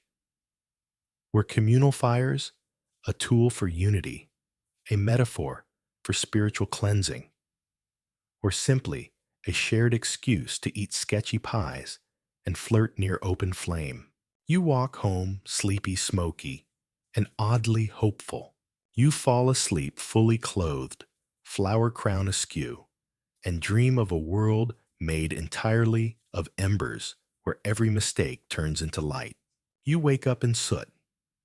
Not metaphorical soot, actual crunchy in your ear, charcoal down your neck kind of soot. Apparently, you fell asleep, half in half, out of the cottage, curled around a basket of cold onions and a mug still trying to ferment itself into vinegar. The flower crown is gone. The cat may have stolen it. You sit up slowly. The world tilts gently, not from cider, you think, but from the general medieval condition of existing. Outside, the bonfire is now a smoldering memory. Ashes scattered across the village square like the world's saddest snowfall. The square smells like celebration regret and one very roasted turnip. Today's task, according to the fresh scrawl on the job board, is oddly poetic restoration and reconciliation. You blink at it. Apparently, this is the traditional morning after bonfire routine. A day of mending fences, literally sweeping streets, and awkwardly apologizing to the people you may have accidentally danced into the duck trough with. You begin with sweeping. The broom is older than you. The bristles resemble angry wheat. Every time you push it forward, it wheezes like a tired bagpipe. Matilda walks by, pausing just long enough to say, "Niece technique." Is it interpretive? You don't reply. You're saving your energy for duck-related reparations. You move on to helping repair the festival tables, some of which appear to have spontaneously collapsed under the weight of enthusiasm. As you hammer one of the legs back in place poorly, your cousin appears with a pouch of nails and a story about how someone proposed to the wrong person last night because they were wearing the same cloak. You nod. This tracks. Your next stop, reconciliation. The list of people you may have mildly offended during the bonfire is short but specific. You approach the baker and hand him a lump of bread that is either a peace offering or a rock. He accepts it, says nothing, and gives you a slightly larger roll in return. You approach the shepherd, who still has ash in his beard and appears to be arguing with a goose. You simply nod and gesture to the fire's remains. He grunts. That's as close to forgiveness as it gets. Then there's Bernard. You visit the pen. He's there, waiting. You toss in an old carrot. He doesn't charge. You take that as growth. Here's a delightfully strange historical note. Medieval communities often held post-festival days of stillness, where people focused on mending broken items, social tensions, and occasionally fences. It was believed that the energy of celebration needed grounding, or it would turn into mischief. You find that profoundly relatable. By mid-afternoon, the square is clean. Sort of. The air is lighter. People are moving slower, but smiling more. Someone plays a soft melody on a flute that may be missing two holes, but makes up for it in commitment. Your final duty is the post-festival feast leftovers, turned into stale bread, toasted over fire, and a mysterious custard that no one remembers making. You sit at a long table beside your uncle cousin, the cat now wearing your flower crown, and Bernard's distant, grumpy gaze from across the pen. The stew is better than expected. Or maybe your standards have adjusted downward. Either way, you eat like someone who deserves it. As twilight falls, you sneak away to the hill overlooking the village. The sky glows pink and gold as if trying to show off. You lie in the grass and exhale. The wind brushes your face like an apology from the universe, and you wonder how many more days like this will you have? Will you grow up to be a steward, a baker, another Matilda, judging from doorways with secret fondness? Or maybe just a story someone else tells one day about the villager who danced like a goat and survived Bernard's wrath. Academic pondering of the evening. Did post-festival rituals serve to actually heal divisions within medieval villages? Or were they symbolic gestures, emotional duct tape to keep the fragile peace from fraying too fast? You decide it doesn't matter. Symbolic peace is still peace. You head back home under the first stars, feeling less like a mistake and more like a part of something ancient and ridiculous and warm. You fall asleep quickly, your hands still smelling faintly of burnt bread and lavender. The cat kneads your chest, purrs, and finally forgives you for waking before it yesterday. Tomorrow is unknown, but tonight you belong. You wake with sunlight on your face, and miraculously, no emergency.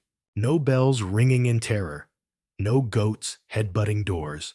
No cousin shouting, "Where's the soup spoon? It was your turn." Just quiet. The cat is already awake and grooming itself with self-importance. You suspect it's plotting something. You stretch. You breathe. You don't immediately trip on anything. A promising start. Today is a rare kind of day in the medieval village, a day with no assigned task. The job board simply reads, catch up, reflect, be useful, or at least less in the way. You decide to start with mending your tunic, which has more holes than thread at this point. You sit by the doorway, squinting at your stitches, pretending you know what you're doing. Eventually you give up and turn the tunic inside out. If the holes don't show, they don't exist. You wander the village. It feels slower today, softer. People are moving gently, like they're afraid to scare the peace away. The blacksmith is humming while sharpening tools. The baker is actually smiling. Even Matilda is outside, not judging, just shelling peas with the intensity of someone imagining the peas are someone else's poor decisions. You offer to help your uncle in the garden. You pull weeds. You find a turnip shaped like a question mark. You laugh for a full minute. Later, you bring water to the old man who mends shoes. He gives you a broken sandal in return for practice. You accept it solemnly, like it's a sacred relic. You sit by the well and watch the reflections ripple. For once, they don't look like reminders of what you forgot to do. They just are. And here's something most people forget. In medieval life, rest days weren't laziness. They were survival. A body could only take so many goats, so many buckets, so many angry loaves of bread before it simply refused to go on. Today, your body says, thank you. You eat dinner with your family. No stew. Actual roasted vegetables. Someone even found honey. Your cousin tells a story about the time you fell into the latrine bucket and everyone laughs, including you. You go outside after dinner. The air is cool. A gentle wind rustles the wheat. You lie down in the grass near the edge of the village, your cat curled beside you, and look up at the stars. You think about the days behind you, the mishaps, the chores, the pigs, the shame, the triumphs, small enough to be mistaken for errors. And you feel unexpectedly proud. You overslept once, or twice, or honestly like a lot. But you always got up. You always showed up. Maybe that's enough. Academic thought of the night. Is consistency in the face of chaos the true mark of resilience, even when measured in spilled soup and lukewarm water jugs? You smile. The answer doesn't matter. You've made it this far, and as you drift to sleep, stars watching gently overhead, you finally let go of the fear that haunted the first bell. You're not the lazy one anymore. You're just you, exactly as needed. Shh. You've made it to the end. Close your eyes now. Let the sounds of the village fade, roosters settling in the coop, firewood crackling quietly, someone humming near the well. Even Bernard the ram has curled into his corner of the world, grudgingly content. You've done well. Truly. You woke late, but lived honestly.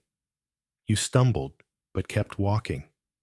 You were laughed at, but never forgotten. And that, in a world made of dust and breath and little kindnesses, is something to be proud of. You were part of something ancient and ordinary and beautiful. A village that never stopped moving. A place where even the smallest efforts mattered. A home where laughter could grow between chores and joy could be found under soot and turnips.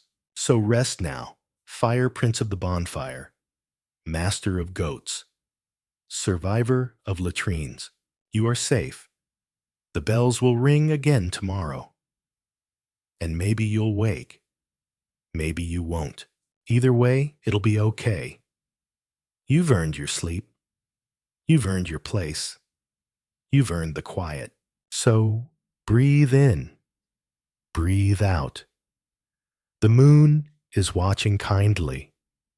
The wind has nothing more to ask of you. And the cat? Well, the cat is guarding your flower crown.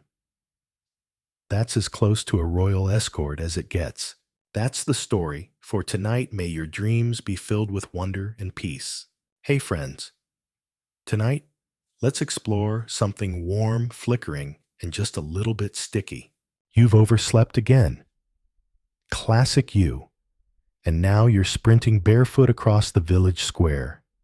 Bread in your mouth, like a dramatic squirrel, trying not to trip over the chicken that seems permanently offended by your existence. Today's your first day as the apprentice to the town's candle maker. A title you earned through a rigorous selection process, meaning you were the only one who didn't say you at the smell of boiling fat. Before you settle in, please hit like and subscribe, but only if you truly enjoy the content here. Also, leave a comment with your location and what time it is right now where you are. I love knowing where this cozy, sleepy little village reaches. Dim those lights, fire up a fan for that cozy background sound, and let's settle in for the journey ahead. You finally arrive out of breath, smelling faintly of goat, and praying this doesn't become your legacy.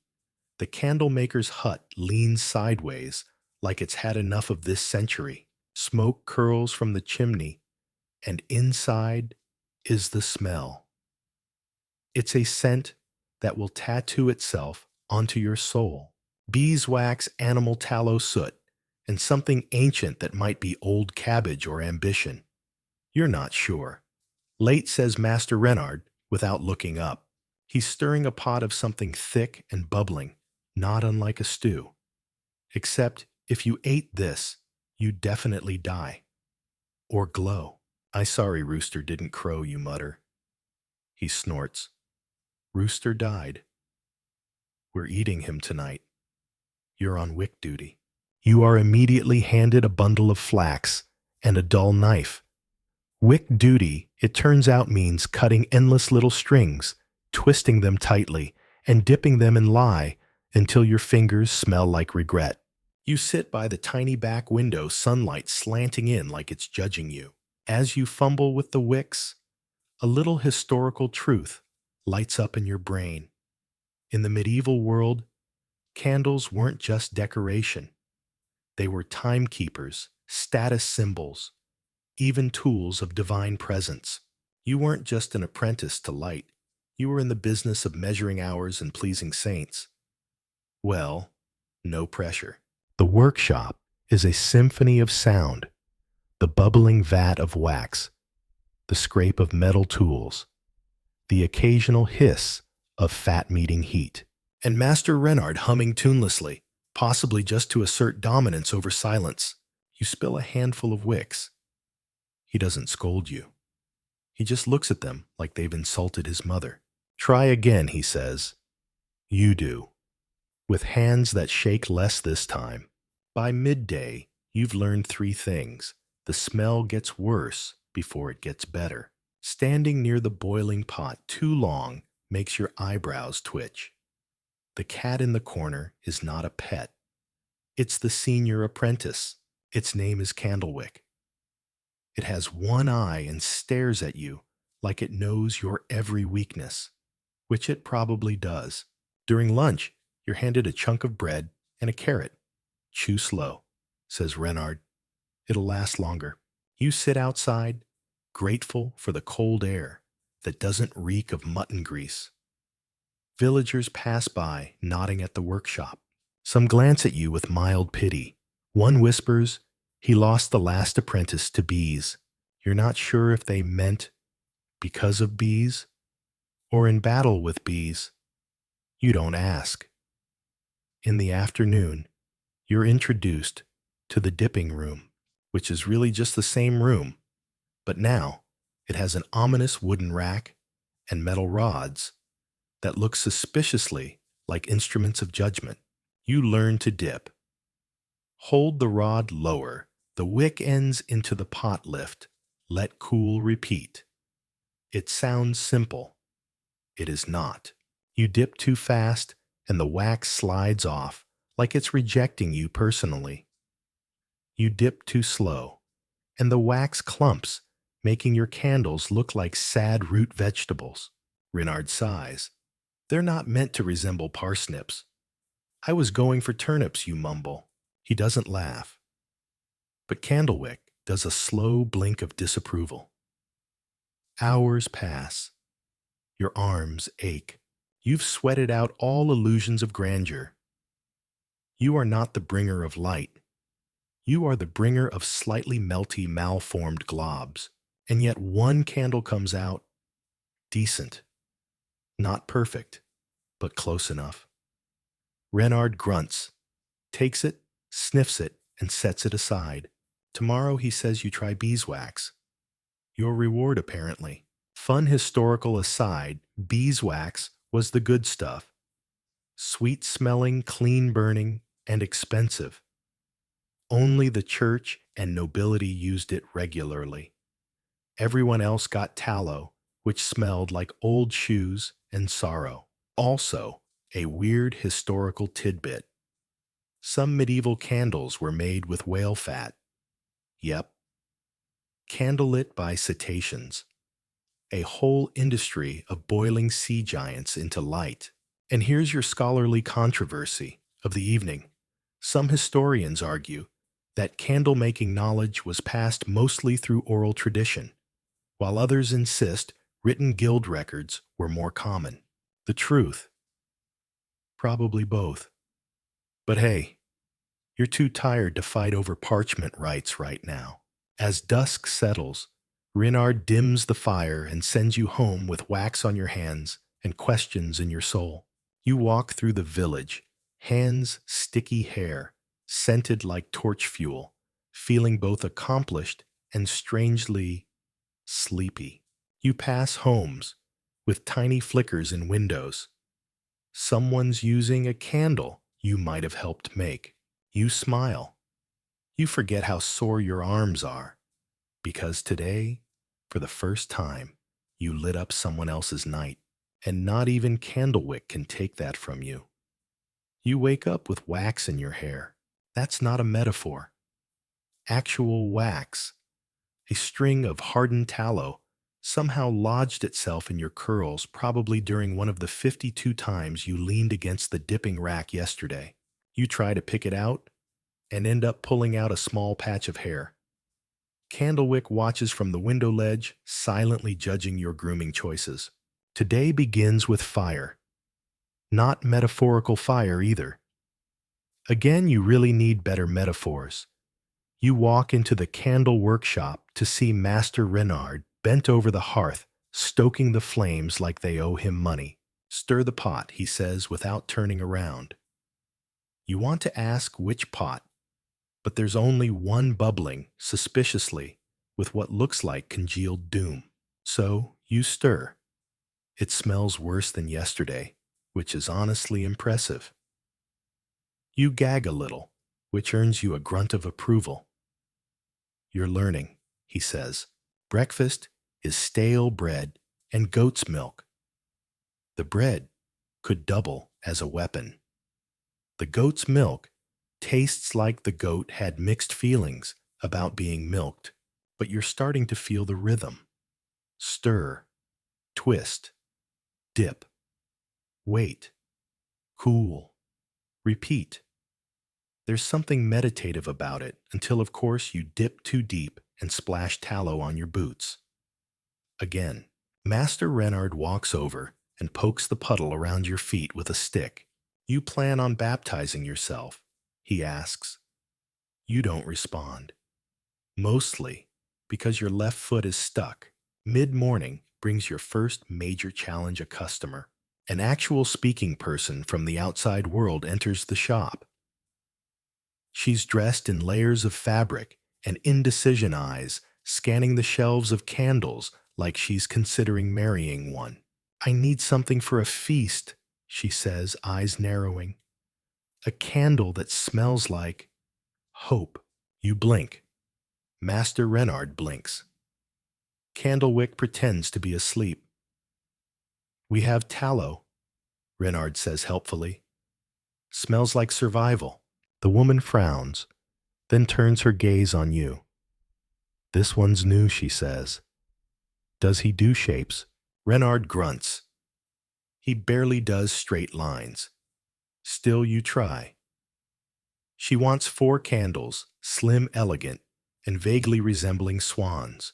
You sculpt one that looks like a goose with scoliosis, and another that resembles a worried turnip. She takes them anyway. Pays in bread. Renard nods. Good day. You whisper, that was a disaster. He shrugs. She'll burn them either way. A fun medieval fact currency wasn't always coin. People paid in grain cloth, even candles themselves. A candle, after all, could mean an hour of safety study or prayer. So technically, you've been paid in light. Back in the workshop, the real test begins. The beeswax batch. Reynard opens a locked chest with the drama of unveiling royal treasure. Inside, golden bricks of beeswax smelling faintly of sun and honey and memories of a better life. This, he says, is the good stuff. Don't mess it up. No pressure. You melt it slowly. It behaves better than tallow.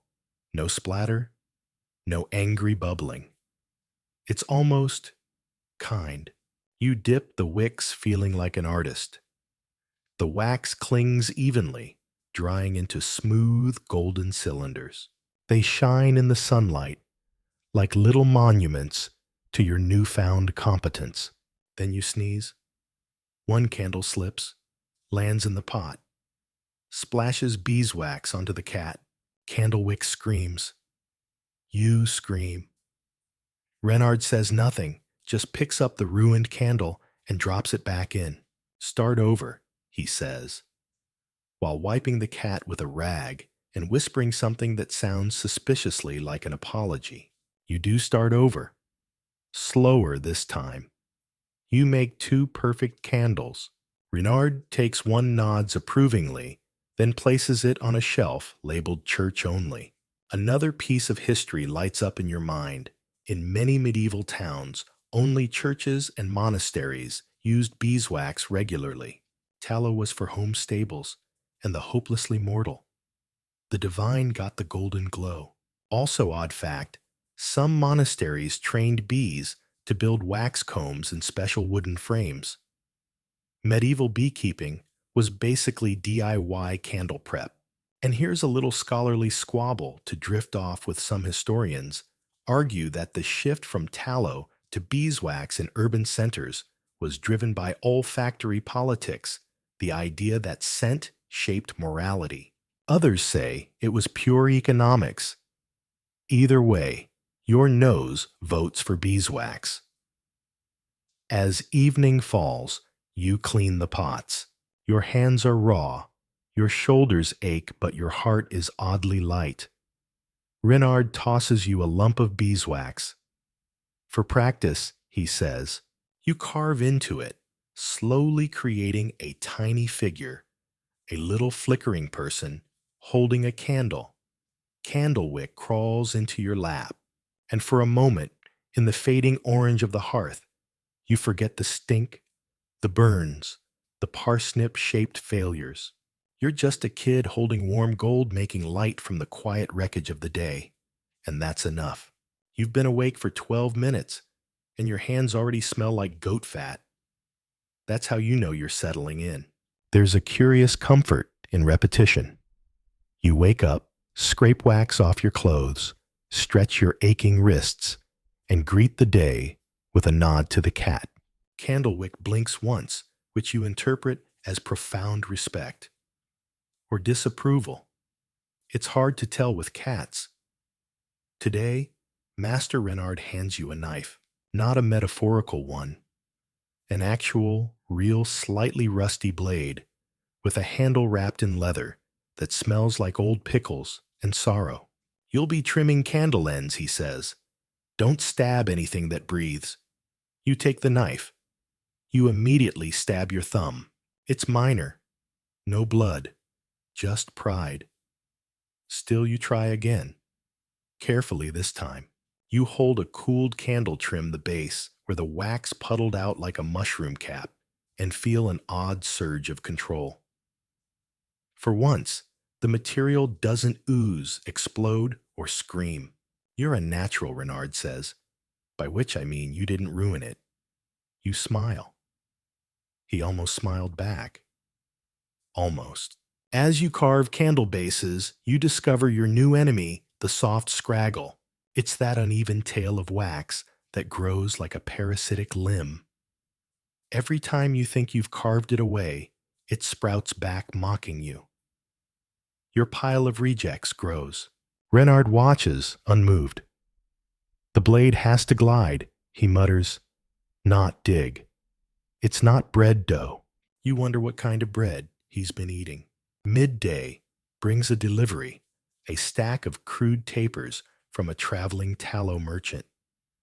They're crooked, lumpy, and smell like medieval gilt. You're tasked with sorting them. You ask what you're supposed to be sorting for.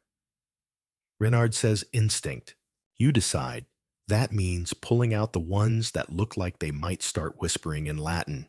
After lunch, which is a hot onion in a bowl, thank you very much. The real challenge begins the batch mold. Not dipping. Molding. Renard brings out the iron contraption like it's a family heirloom. It holds 12 candle forms, all hollow cylinders with little slits at the bottom for the wick to peek out. You string the wicks carefully too loose, and they sag too tight, and they snap. Your first batch ends with half the candles fused into a waxy conjoined blob that would terrify even the bravest monk. You've invented a fire hazard, Renard says dryly, but you try again, and again. By the third round, you've found your rhythm. Pour, cool, tap, release. The candles emerge slick and solemn, like pale little ghosts, ready for their job of existing and vanishing, which in a way is everyone's job. You begin to wonder how many candles one town needs. Renard answers before you ask. 12 a day for the abbey. 12 for the noble house. 24 for weddings and funerals. Then there's the tavern, the scribe, and the guy who thinks his chickens deserve mood lighting. You blink. Wait, what? He shrugs. They lay better in candlelight, apparently. Fun fact, some medieval farmers actually did believe that animals were calmer and more productive with light in their living quarters. So, yes, if you ever feel weird for lighting candles during your bath, you're in excellent historical company. Also, peculiar detail. Wax and tallow candles each had their own regulation in some cities. In 13th century London, for instance, candle makers were required to sell their products by weight and could be fined for fraud if a taper burned too fast. Justice was slow, but it was definitely flammable. As afternoon slouches toward evening, Renard decides you're ready for the next test wick coiling. Yes, coiling.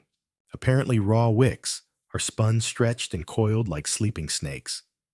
If they're too tight, the candle burns unevenly. Too loose, and you get flickering chaos. You attempt it. You create something that looks like a sad spider trying yoga. Renard doesn't say anything. He just replaces it with a proper coil and gestures for you to keep going. The silence is deafening, but somehow, as the light fades and your hands remember the motion, you create one good coil. Then two.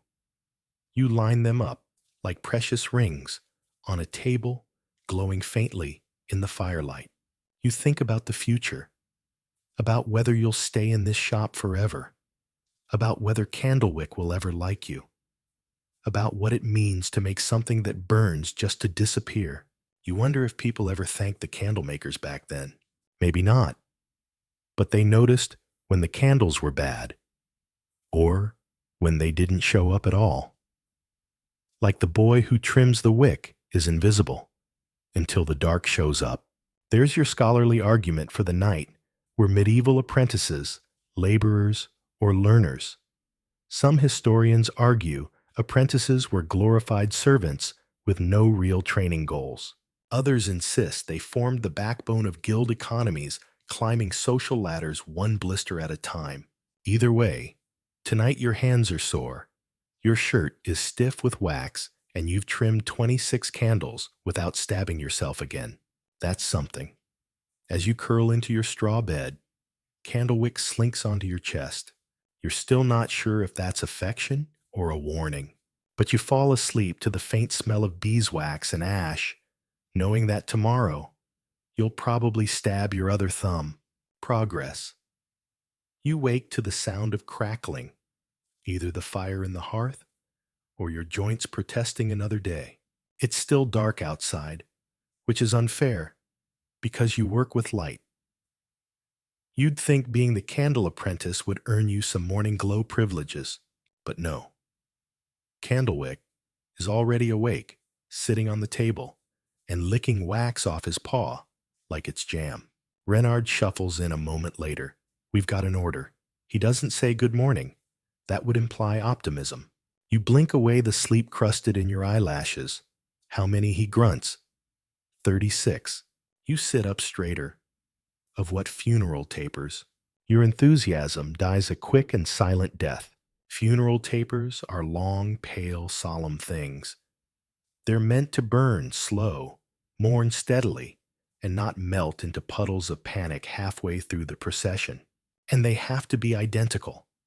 Your job, dipping and matching, over and over. First, you prep the wicks, stretch them over the dipping rods with a prayer to saint consistency. Then you heat the tallow. It smells like regret.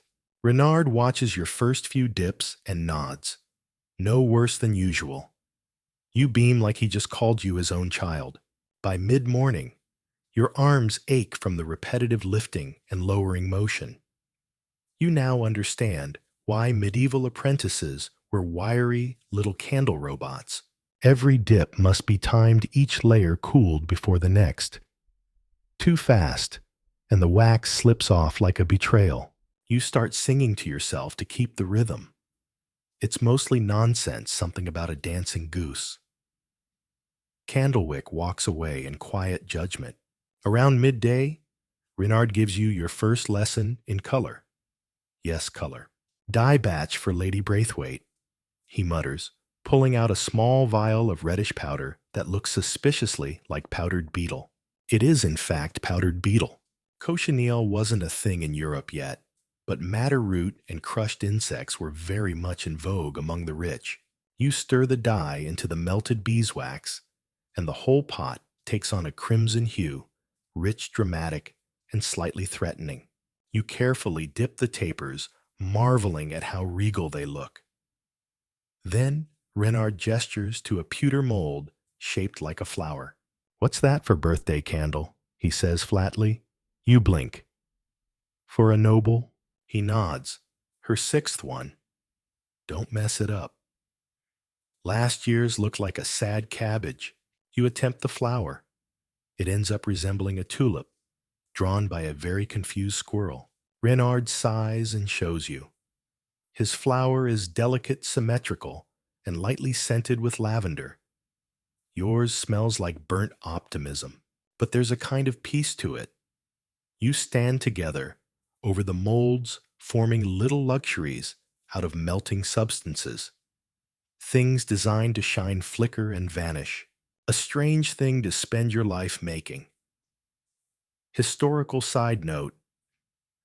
In some medieval courts, the color of a candle symbolized status: white for purity, red for celebration, black for mourning, and gold. Well, gold was divine, which means your sweaty little hands are technically upholding the social hierarchy. Also, weird fact, in some towns, people believed that if your candle sputtered during a funeral, the soul of the departed had unresolved sins. So yes, your ability to pour evenly might determine someone's posthumous reputation. No pressure. As the afternoon light filters in, a scholar stops by the workshop. He's from the abbey, robed in layers and dust. He wants tall prayer candles, the kind that burn all night, while monks mumble in Latin. He studies your tapers with interest. Apprentice, he asks. You nod. He lifts one candle and examines it like it's a rare artifact. You know there's debate about the origin of candle dipping. Some argue it began in ancient Rome. Others say China. Renard mutters. It began with the need to not die in the dark. The scholar smiles. Practicality breeds invention. You beam. This is your moment to shine. I made that one, you say, pointing to a taper. He inspects it, holds it up to the light, and says, nothing, which is somehow worse than criticism. Later that night, as you scrape cooled wax off the tables, Renard walks over, and hands you a taper. Keep it, he says. First decent one you've made. You stare at it. It's slightly lopsided, sure, but it's yours. You tuck it under your blanket like a trophy. Then Candlewick bites it. There's your laugh for the night. Scholarly question to sleep on. Were candles merely tools, or did they become symbols of identity? Some believe apprentices inscribed initials or hidden marks into their work tiny rebellions inside light. You think about that as the hearth fire dwindles. Maybe one day your mark will be in a cathedral, a wedding, or yes, even a chicken coop.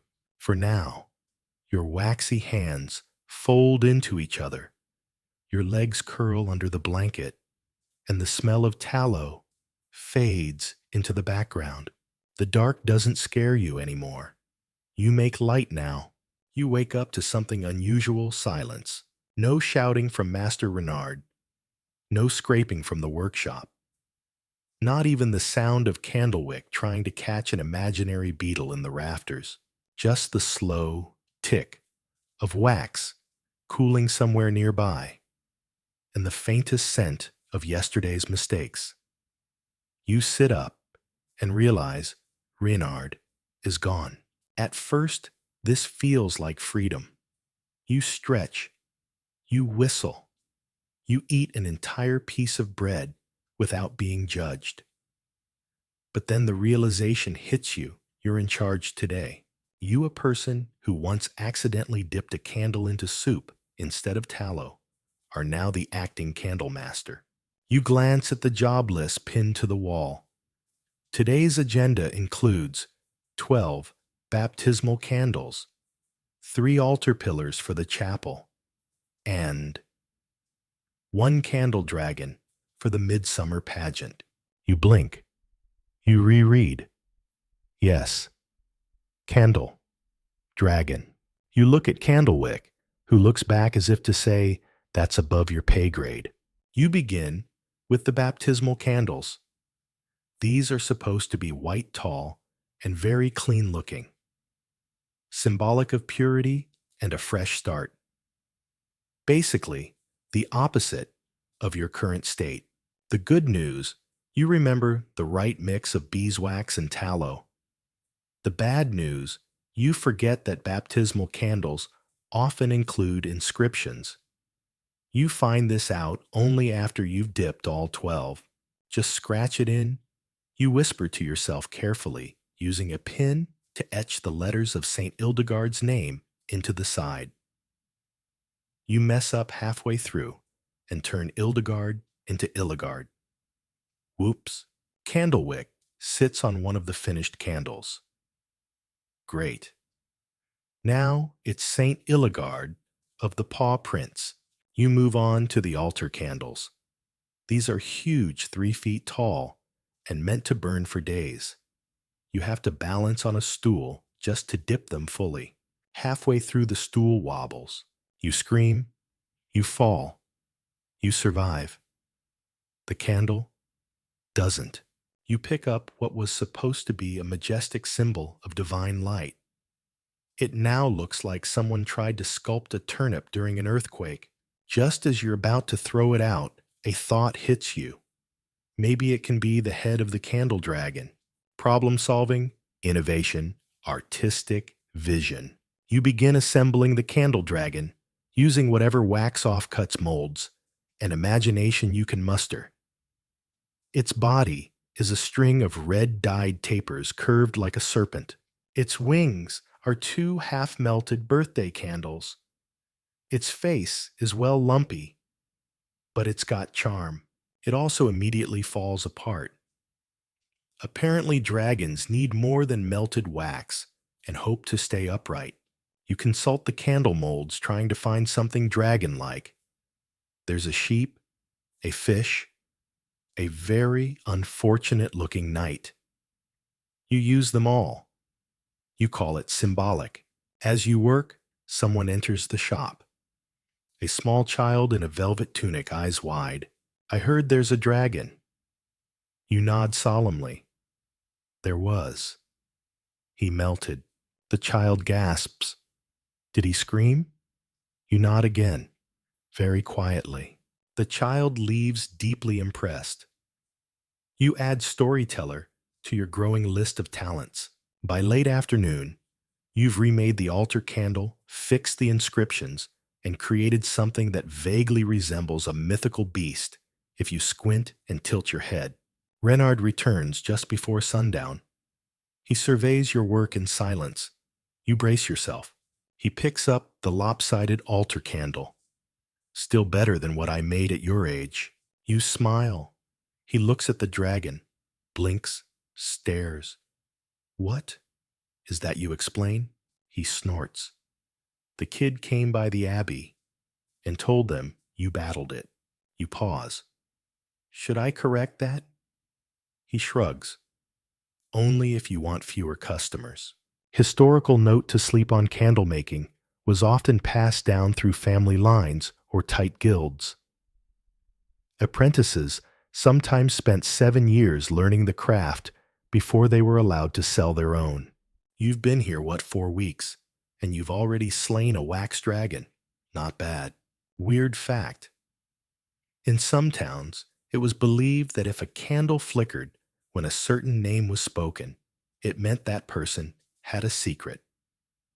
You wonder what your dragon candle would say if someone whispered yours. And finally, a scholarly question to drift into dreams with: were candle makers, artists, or servants of necessity? Did the flicker of their work shape devotion, or merely reveal the dust in the rafters? Tonight, as you blow out your own tiny taper and curl into your blanket, Candlewick jumps up and curls into your chest. The room is dim. Your fingers smell like smoke and lavender, and you sleep, knowing that in one corner of the shop, a crooked dragon waits silently to be lit. You wake with wax in your hair. Again, it's a mystery. You always go to bed clean, and yet somehow, by dawn, there's always a hardened droplet clinging to a strand, like it's setting up permanent residence.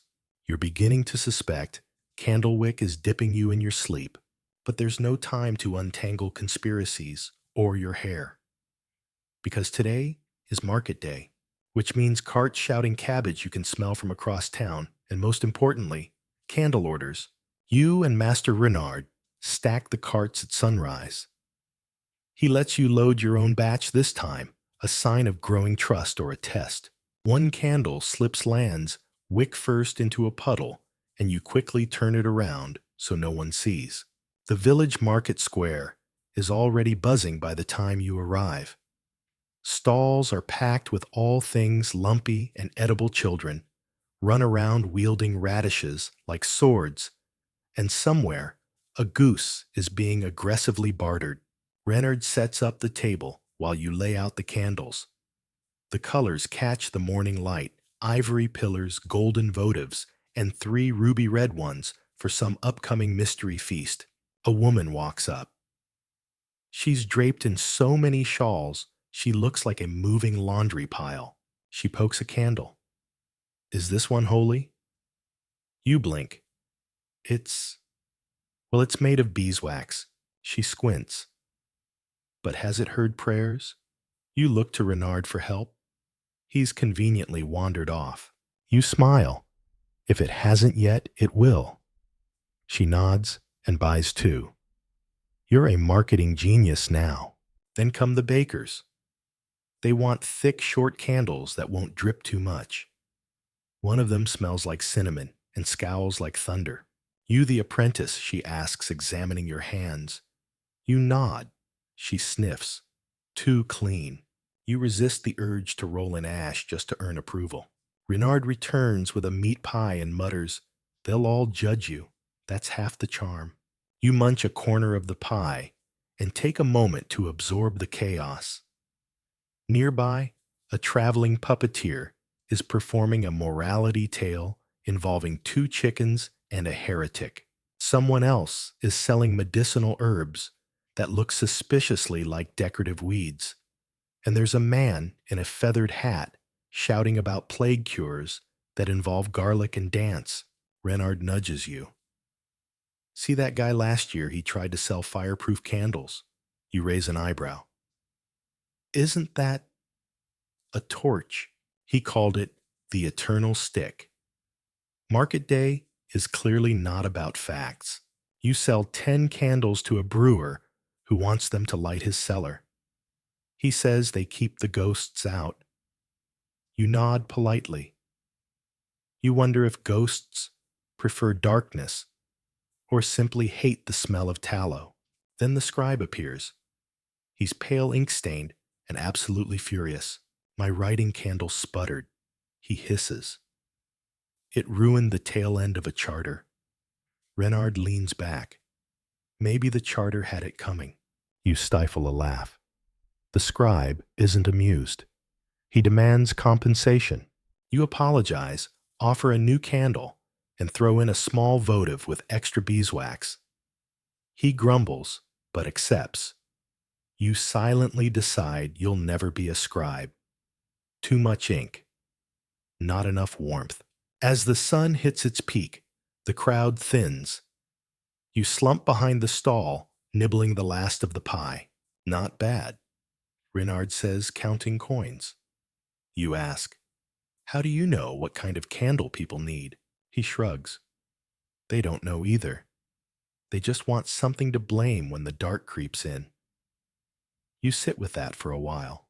Because it's true, every candle sold today wasn't just for light. It was for safety memory or someone's ceremony. It was a flicker against the fear that something might happen unseen. Historical note: in many towns, candle makers held semi-sacred status. They weren't priests, but their work-lit chapels blessed homes and marked every ritual from birth to burial. You're part of that, even if your robe still smells like turnips. And here's your weird fact. Some villagers believed if you lit a candle from a fire struck by lightning, it would ward off evil spirits, meaning somewhere, someone was out there waving a candle like a magical sword during storms. As the market winds down, you pack up the few unsold candles. Renard walks beside you in silence. The sun casts long golden shadows and turns the carts into silhouettes. Back in the shop, you light one of the leftover votives, just to test it. It burns steady, no flicker. You feel oddly proud.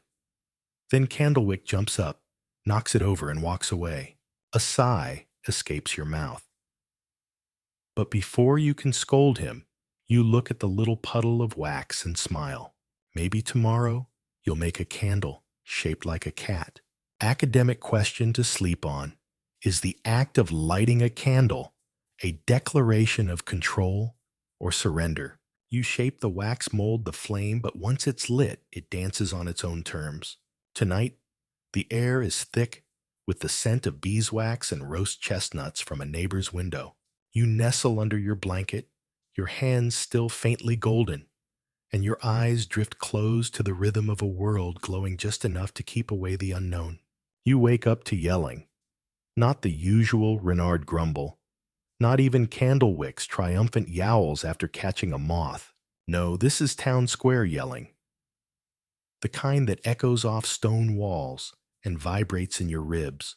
You peek out the workshop window. A man in red leggings and a plume hat is gesturing wildly in front of the town bell tower. People gather around, murmuring. Renard appears behind you holding a candle stub in his mouth like a carrot. Ah, it's festival announcement day. You blink. There's a festival. There's always a festival, he mutters. This week, it's for St. Eldred of the Unyielding Spoon. You wait. He adds patron of resilience soup and minor miracles. You nod, like that makes sense. Because in this town, it probably does. By mid-morning, it's official. There will be a grand night procession, a performance of the miracle of the soup that cooled itself. And you guessed it, a ceremonial candle lighting at the Abbey steps, which means you and Renard are very, very busy. The Abbey wants a sacred-looking candle for the finale. No specific instructions, just sacred-looking. So you begin crafting what might be the most ambitious candle of your short apprenticeship, a triple-wicked beeswax column, dyed with streaks of crimson and gold leaf. You add carved flourishes, a vine here, a sunburst there. You step back and admire it. Renard steps in and squints. Looks like a confused carrot. You try again. This time, you build a tall, pure white candle wrapped gently with thin threads of blue wax to mimic the sky. You press in little wax stars using a thimble and your thumb. It's not holy exactly, but it feels hopeful. Renard doesn't say a word. He just gives a small grunt and starts wrapping it in cloth for transport. That's a compliment. As the day wears on, townsfolk stream into the shop. Everyone wants candles, handhelds for the procession, floating votives for the fountain, tiny flames to place at doorstep shrines. You hand out so many that you start forgetting which hand still has fingers. A man with 12 children orders one for each of them. You suggest 2 candles each just in case. He gives you a look of weary gratitude so deep it could power a lighthouse. And then there's a woman who wants a candle shaped like a spoon. For St. Eldred, she says firmly. You stare. Like an actual spoon. Yes, a glowing one. You don't ask further. You just make it. Somewhere in the background, a lute player starts warming up with what might be the worst rendition of a hymn you've ever heard. Candlewick hisses. Evening arrives. The Abbey bells toll slowly. The air is full of clove and hay, and something that might be roasted radish. You and Renard stand beside the steps, your sacred-looking candle wrapped in cloth and reverence. A hush falls over the crowd. The bishop lifts the candle, announces something about blessings and soup, and sets the wick aflame. It glows beautifully. There's a pause. And then, because nothing can ever go smoothly, a sudden breeze knocks a child's candle into someone's hat. There's a puff of smoke, a yelp. 2 nuns stomp it out with terrifying efficiency. The candle survives. The ceremony continues. You exhale, and then you spot it your spoon candle floating in the fountain nearby, bobbing like a holy ladle. The woman beams. It's perfect. You feel a strange pride. Later, as the crowds disperse and the stars wheel overhead, you and Renard sit on the shop steps, sharing a piece of hard cheese and watching wax drip from people's fingers as they pass. You made good fire tonight, he says. You look at your hands, burnt, scratched, and glowing faintly. It's not a bad life. Historical note: to end the evening, candlelight processions were common in medieval Europe, often symbolizing purity, guidance, or spiritual awakening. In some cases, townsfolk believed that if their candle didn't blow out during the walk, their wishes would come true. Weird fact: in a few regions, it was considered good luck to drip wax from your candle onto your shoes. It meant blessings would follow your path, unless, of course, the wax caught fire. Then it just meant you needed new shoes. And a debate to let your mind dance with. Before sleep, is the sacred in the flame itself, or in the hands that shape it? Does holiness arise from the glow, or the intention behind the making?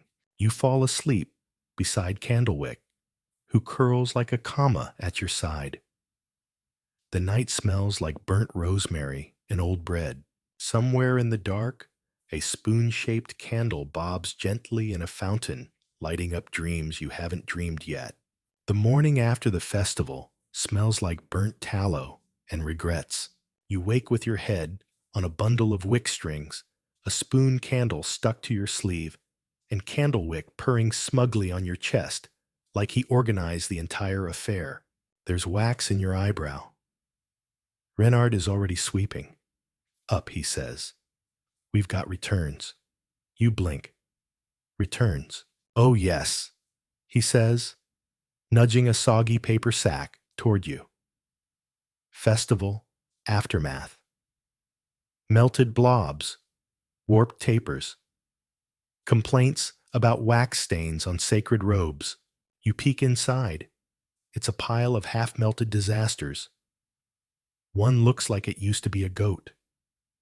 Maybe. Your job is to sort them usable wax-too-wet wicks, salvageable bases. You smell like 12 hours of failure before you've even had breakfast. Outside, the town is quiet. A hangover hush hangs over the streets, like a wool blanket. You pass a bard asleep under a cart, and a knight snoring on a bench, clutching a melted candle like a trophy. Back inside the shop, you and Renard spend the day boiling down yesterday's dreams. You see, he says, stirring a massive pot of wax, like it's soup. Every candle has two lives. You raise an eyebrow. First it shines.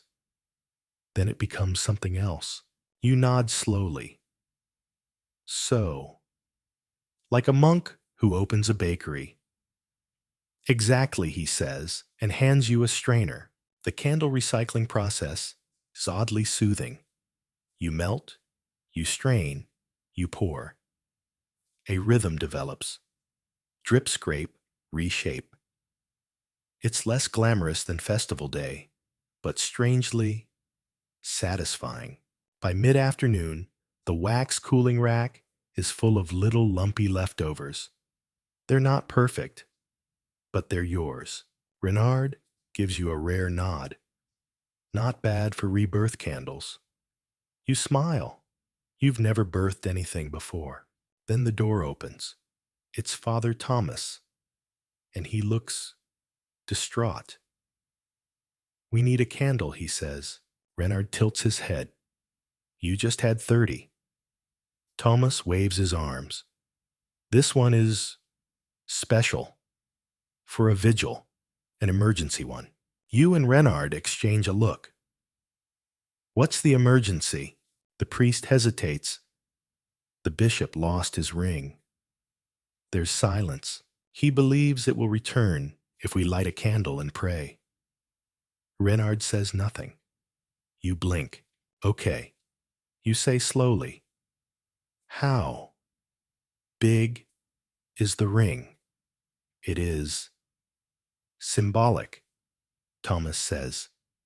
Just make something powerful.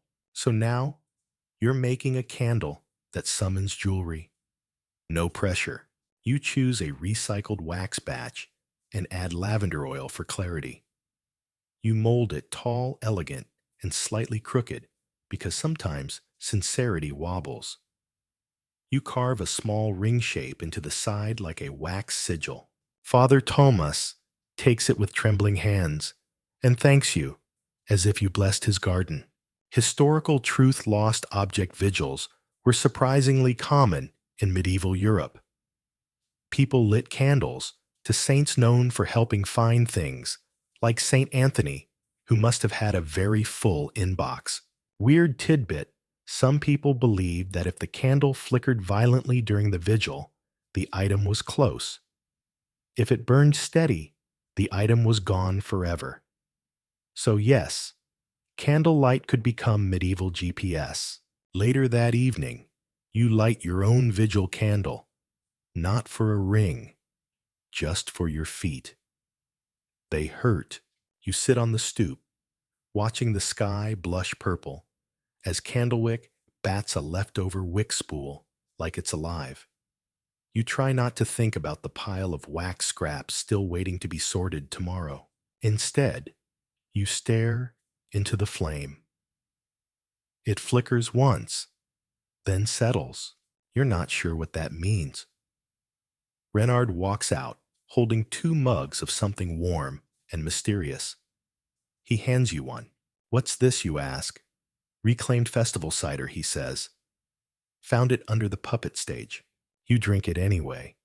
It's terrible, but it's warm. The candle beside you gives a soft pop. You smile. Tonight, your weird, noble, overworked apprentice heart feels full. And maybe somewhere in the abbey, a bishop just found a ring in his shoe. Or maybe a cat is playing with it in a pew. Either way, the light keeps burning. Scholarly thought, to swirl around before sleep. Does the second life of a candle melted, reused, reshaped, carry the spirit of its original purpose? Or does rebirth overwrite the memory? As your eyelids grow heavy and candle wick curls into your side, you think of all the candles you've saved today. And how, maybe in some small way, they saved a little bit of you back. You wake up with a candle stub in your mouth. Don't ask. Renard just stares at you from across the workshop table. Did you dream you were a torch again? You mumble something unintelligible and spit the stub out. Candlewick, ever helpful, bats it under the cabinet to be lost until the next lunar eclipse. Today's task inventory, which in theory sounds peaceful. Just counting wax, wick soils, molds and dust, because there is always dust. But nothing in your candle-making life is ever peaceful. Renard has a system, a very complicated system. Start with the soft wax, not the brittle wax. Then group the pale yellow separate from the deep honey. No mixing, or you'll confuse the clients who sniff things for meaning. You blink. We have clients who do that. Dozens, he says darkly. One woman claimed her marriage ended because the wax in her vigil candle was emotionally immature. You decide not to ask. Instead, you start sorting. It quickly turns into chaos. There's a box labeled wicks of dubious origin, another full of candle ends shaped like failed fruit, and a sack marked emergency luminaries that's just rocks. Don't touch those, Renard warns. They're symbolic of what no one knows. While you work, you find something unusual. In the back cupboard, a candle shaped like a book. On the spine, someone scratched the words, "Silent Fire." It's heavy and waxy, but strangely comforting. Renard sees you holding it and stiffens. That belonged to the last apprentice. You freeze. What happened to them? They became a librarian, he says. You stare. That's it. Well, yes. But they left mid-inventory, so take that as a warning. You put the candle gently back. The hours tick by. You count hundreds of items. Then recount, because Candlewick knocks them down.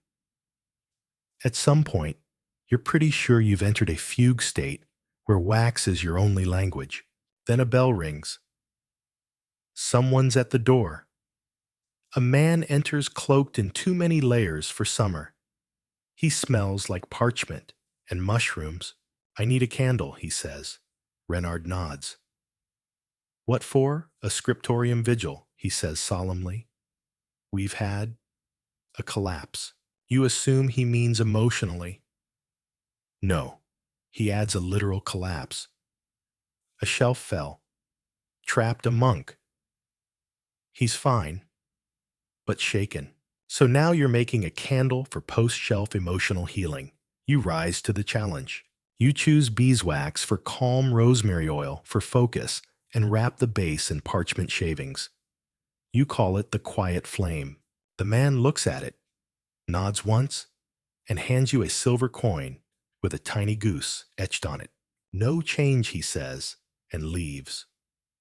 You now possess the rare and mysterious goose coin. Renard eyes it with suspicion. Spend it only if you want someone to owe you a favor. You tuck it into your pocket with reverence. As the sun dips low, you and Renard finish the inventory with aching hands and a satisfying list of things you forgot you owned, like the 5 green candles carved with the word "oops." Renard sits back, sighing. We did well. Candlewick chooses this moment to vomit up a ribbon. You clean it up anyway. Historical note to soothe your sleepy brain.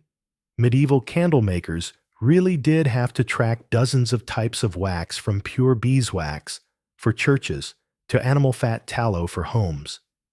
And yes, sometimes inventory involved rubbing, sniffing, and even tasting. Weird fact of the night. In one 13th century French village, a man was arrested for selling holy candles made from sheep fat and chalk. His defense: it burned with extra devotion, and a little thought to tickle your scholarly side before bed. Is a candle's worth determined by its burn, its shape, or the story behind its making? You rest your head on the finished inventory sheet, the wax-soft smell of success filling the air. Candlewick curls on your lap. Somewhere a monk reads, by your quiet flame, shelf-free and safe. You don't dream of fire tonight. You just sleep soft and warm, like a candle that hasn't been lit yet but knows its purpose. The morning fog is so thick it swallows your feet. You can barely see the cobblestones as you shuffle toward the shop, clutching a bundle of damp wick strings and muttering a prayer that today's clients won't involve melted goat figurines or lost bishop rings again. Inside, Renard has already lit the hearth and is brewing something that smells like boiled bark. He nods as you enter, then gestures toward a row of empty jars. We're out of scents. You blink. Out entirely. He shrugs. People want their candles to smell like memory. We ran out of memory, which means you're going scent foraging. You're given a satchel, a tiny knife, a wax-sealed list of plants, and one stern warning: do not bring back anything that hisses. Out into the woods, you go with Candlewick, trotting beside you like a guard cat. The trees whisper overhead, and you try to remember what lavender looks like when it's not on a fancy scroll with gold ink. Eventually, you find a clearing where mint runs wild, rosemary waves in the breeze, and some suspiciously twitchy moss glistens in the shade. You leave the moss alone. By midday, you've gathered handfuls of herbs and petals. You pause under a crooked apple tree and decide to press a few blossoms into wax later for practice, or poetry, or both. Then a cough. You turn and find a hunched figure in a blue hood watching you. I hope you're not stealing my time, she says. You freeze. Your what? She steps forward. Time. There behind the rosemary. That's my patch. You mumble an apology and offer to share. The woman eyes you. Candlemaker's apprentice, aren't you? You nod. She sighs. You lot always trample the clover. You apologize again. She softens. Here. She pulls a pouch from her belt and hands it to you. Dried violet. Add it to beeswax with a drop of rainwater. Makes candles that calm nightmares. You gape. Why would you give this to me? She shrugs. Because I've had your candles. They don't explode. That's rare. Then she disappears into the fog, leaving you feeling like you've just met a forest ghost who moonlights as a quality control specialist. You return to the workshop triumphant. Renard sniffs your herbs like a suspicious chef. This is acceptable. You beam. That afternoon is spent making scented candles, mint for clarity, violet for dreams, rosemary for memory. You experiment with layering them in glass jars, so the scent evolves as the candle burns. It's science, and a little magic. Renard even lets you use the fancy wick trimmer. By evening, you've created a small army of sensory masterpieces. One smells exactly like your childhood kitchen, which is odd, because you've never lit it. You give that one to the baker down the road. She cries. You pretend not to notice. Historical truth, for the road-scented candles in the Middle Ages weren't common, but some apothecaries made herbal wax for religious or healing purposes. Fragrant herbs, like lavender myrrh and sage, were believed to ward off illness, both physical and emotional. Tonight's strange tidbit. One 15th century herbalist claimed that a candle made with dandelion root and feather ash could make someone confess secrets if burned under the moon. It's unclear if it worked or just smelled really weird. And here's your debate. For Dreamland, is scent memory stronger than visual memory because of our biology? Or because the nose always gets a free pass in storytelling? You end your day curled beside the glowing hearth, breathing in the perfume of freshly poured peace. Candlewick purrs like a tiny thunderstorm, and Renard, half asleep in his chair, murmurs, "Not bad for a scent thief." You drift off to sleep, your dreams laced with mint and violet, and the lingering thought, maybe tomorrow you'll go back to that time patch and leave a candle as thanks. The town bell rings 13 times. This would be fine if it weren't a 12-bell town. You wake with a jolt, tangled in wax-stained sheets and clutching Candlewick like a squirmy pillow. Renard is already by the window, peering out with a spyglass that may or may not be made from a hollow carrot. "It's inspection day," he says. You groan. Every so often, the local guild of materials and mystics sends someone to evaluate the ethical and structural integrity of artisan goods. This means checking if your candles are safe, stable, and most importantly, non-demonic. Last time, they disqualified the shoemaker's best boots for spiritual creaking. You scramble to tidy the workshop. Renard shoves suspiciously glowing stubs into the bread oven. You hide your wax frogs. Candlewick knocks over a jar labeled "Emergency, Wax Do Not Sniff." The inspector arrives. She's dressed in a cloak of municipal gray, with a clipboard made of actual slate and a quill so sharp it could perform surgery. Her expression is neutral. Her name is Marjoram. "Let's begin," she says, already writing something. First, the wax quality test. She melts a candle stub, dips a finger into the liquid, and sniffs. You hold your breath. "Acceptable," she says. "Next flame behavior." She lights a sample, then claps loudly next to it. If the flame flinches, it's deemed emotionally unstable. Yours flickers slightly. Marjoram raises an eyebrow. Sensitive, but workable. Then scent control. She lights the quiet flame you made for the monk and inhales deeply. Her eyelids flutter. "This smells like forgiveness and bees." You say thank you, though you're not sure who gets the credit, yourself or the bees. Candlewick attempts to eat her shoe. She remains unmoved. Then comes the dreaded ethics section. She asks, "Have you ever used cursed wax?" "No." "Have you ever sold a candle under false spiritual pretenses?" "Definitely not." "Have you ever infused wax with emotions from livestock?" You blink.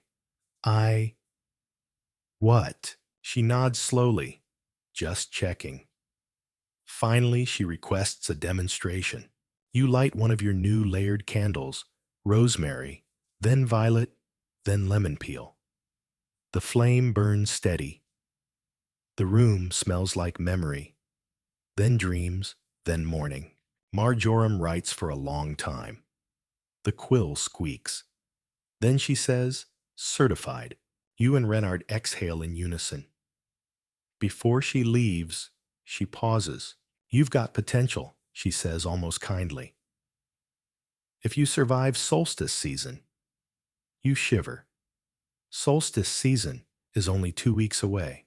That night, you clean up the shop, while Renard drinks something steaming and brown.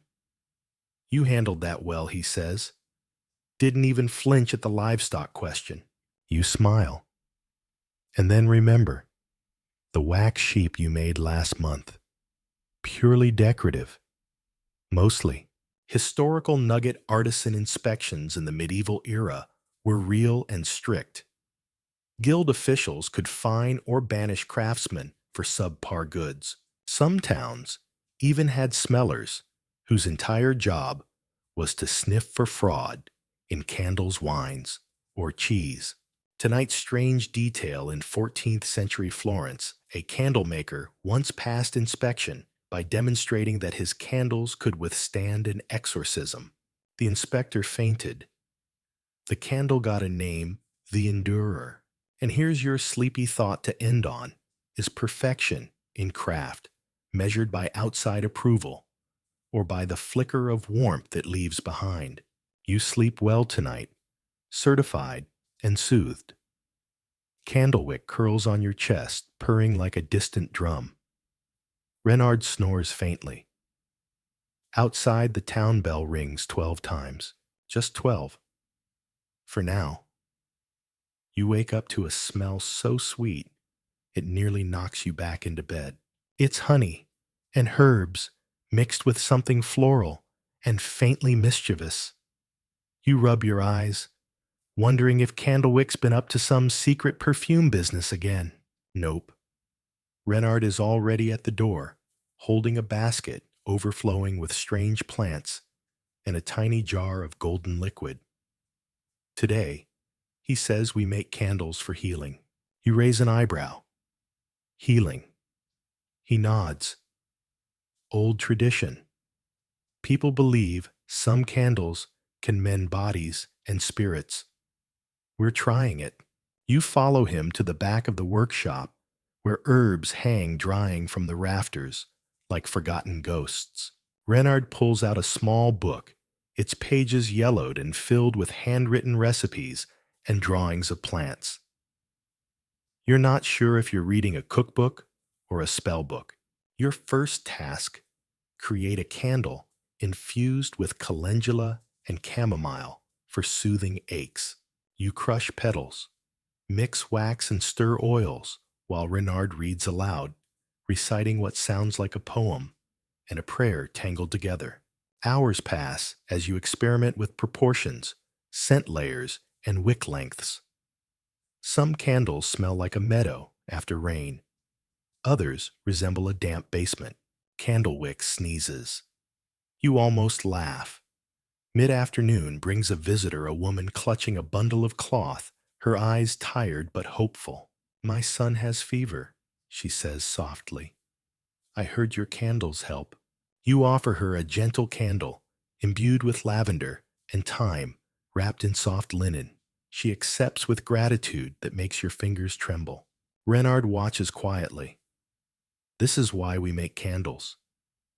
You realize he's right. It's not just about light or warmth. It's about comfort, connection. Later, you light the healing candle in a small room. The scent wraps around you like a whispered lullaby. The flame flickers gently steady and calm. You breathe in, feeling the weight of the day lift. Historical fact, medieval healers often used candles alongside herbs and prayers to treat illness. Certain plants were believed to carry protective or restorative powers. Candle making intersected with early medicine in subtle ways. Weird detail. In some cultures, candles infused with henbane or mandrake were considered powerful but dangerous. They were rarely used, mostly reserved for exorcisms or warding off curses. Scholarly question to drift off with: did medieval candles hold power through their scent, their light, or the faith placed in them? Were they tools, talismans, or simply flickering hope? You close your eyes, the smell of herbs and wax filling your dreams. Candlewick curls at your feet, purring a soft rhythm. Tonight, the light is more than flame. It's healing. You wake up to the faintest glow filtering through the cracks of your window. It's early, too early, but the workshop waits. Candlewick is already perched on a pile of unused wick's eyes, half closed, but alert. Reynard stands by the hearth, preparing a fresh batch of wax. Today's the big one, he says. You blink. Big one. Commission for the mayor's banquet. He wants candles that say power without actually saying it. You nod, though you're pretty sure you have no idea what that looks like. Renard pulls out sheets of gold leaf and a heavy iron mold. We'll make pillar candles with gilded edges and embossed crests. Fancy stuff. You get to work. The process is intricate. You melt the wax carefully, apply the gold leaf, and press the emblem into the cooling surface. Your fingers tremble. Gold leaf is delicate, and mistakes are expensive. Hours pass. You handle the pressure, the heat, the mess. You learn that making candles for nobility means balancing art and expectation light and symbolism. Meanwhile, villagers stop by gossiping about the mayor's party and speculating who will spill the mead first. Your candles will be centerpieces. You imagine them flickering under chandeliers watched by important faces. You hope they don't drip. By evening, the pillars gleam like beacons of ambition. Renard nods approvingly. Good work, he says. They'll probably melt under pressure, but that's politics. You laugh. After the mayor's men pick up the order, you sit back exhausted but proud. Renard lights one gilded candle for you. It's light and shadow, he says.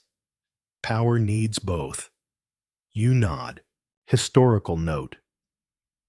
In medieval Europe, candlelight symbolized status. Nobles displayed tall, decorated candles to showcase wealth.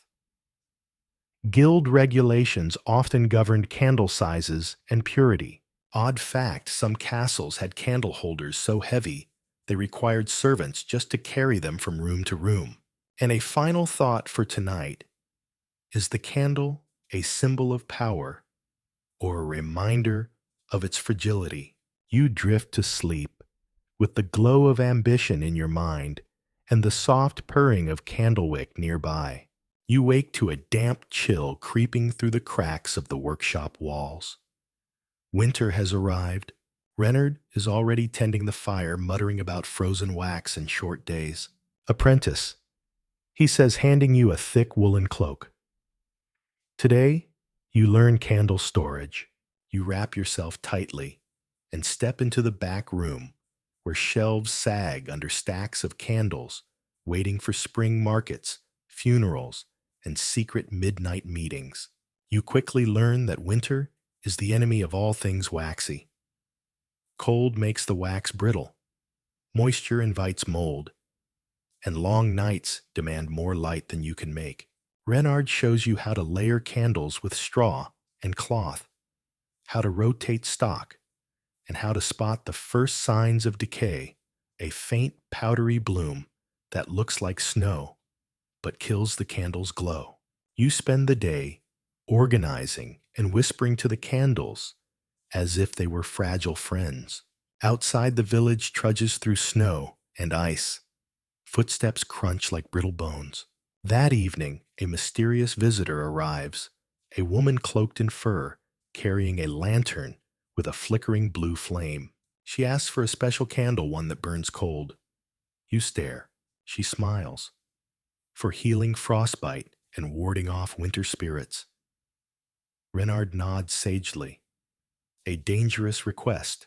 You work late, experimenting with different wax blends, infusions of mint and eucalyptus, and a touch of crushed frostwort and herbs said to ward off cold. The candle you create burns with a pale, almost icy glow. The woman leaves with it, promising to return in spring. Historical truth. Winter markets were vital for candle makers. Cold weather increased demand, but also challenged the craft. Specialized candles for protection against cold and spirits were common folklore. Weird fact, some believed that candles burned with blue flames were magical, able to reveal hidden truths or ward off evil. Whether that was true or not, no one wanted to test it by candlelight. Before sleep, consider this. Does the cold strengthen the candle's purpose or threaten to snuff out the fragile flame? You close your eyes wrapped in warmth and wax, with candlewick curled like a sleeping ember. Winter's glow is quiet but persistent. You wake up to silence heavier than usual. Not the calm of dawn, but the quiet that fills a room when something important is about to happen. Today, Master Renard calls it the final test. You sweat through your shirt just hearing those words. The task to make a candle from scratch, start to finish, all by yourself. No help, no shortcuts, no excuses. You gather your materials: beeswax blocks, tallow wicks, dyes oils, and your shaky hands. You clean the workshop, light the hearth, and prepare the melting pot. You remember every lesson: how to stir the wax just right, how to twist and dip the wick, how to layer scents, how to steady your breath so your hands don't betray you. Hours pass. Wax drips bubbles, cools and hardens under your watchful eye. You carve a delicate vine along the side of the candle and add a subtle lavender scent. At last, you lift your creation, a golden pillar candle, steady and proud. Renard inspects it with a careful eye, nods once, then smiles. You've earned your light, he says. You feel the weight of those words. Not just about candle making, but about growing learning, becoming. Later, the village gathers for a small celebration. Your candle lights the center of the table, flickering softly as stories are shared and laughter rises. Candlewick sits at your feet, eyes gleaming. You realize that being the town candlemaker's apprentice was never just about wax and fire. It was about patience, resilience, and the quiet courage to keep the flame burning. Historical note: medieval apprenticeships were rites of passage lasting years, forging skill and character. Becoming a master candlemaker was a mark of honor and community trust. Odd fact, some guilds celebrated their apprentices' final tests with elaborate feasts and secret rituals, sometimes involving candle wax sculptures and songs lost to time. Before sleep, ponder. This is the true light in the candle, or in the hands that shape it, the heart that hopes, and the stories that keep it alive. You fall asleep beneath the gentle glow of your own making, proud, steady, and ready to pass on the flame. Candlewick purrs softly, the room warm and alive with promise. Your apprenticeship is complete, and the light goes on. Shh. You've reached the end of this flickering journey. Close your eyes now. Let the soft glow of candlelight wash over you, gentle and warm, like a whispered secret shared between old friends. You've walked through smoke and wax, learned patience in heat and chill, and seen how light can be made and remade by hands both clumsy and sure.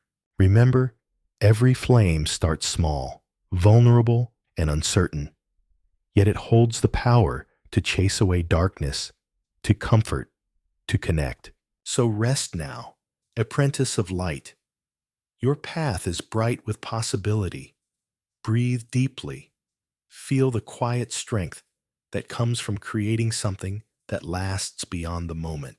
The night embraces you softly, like a velvet cloak woven from dreams and memories. And somewhere not far away, a tiny flame flickers, just for you. That's the story for tonight. May your dreams be filled with wonder and peace.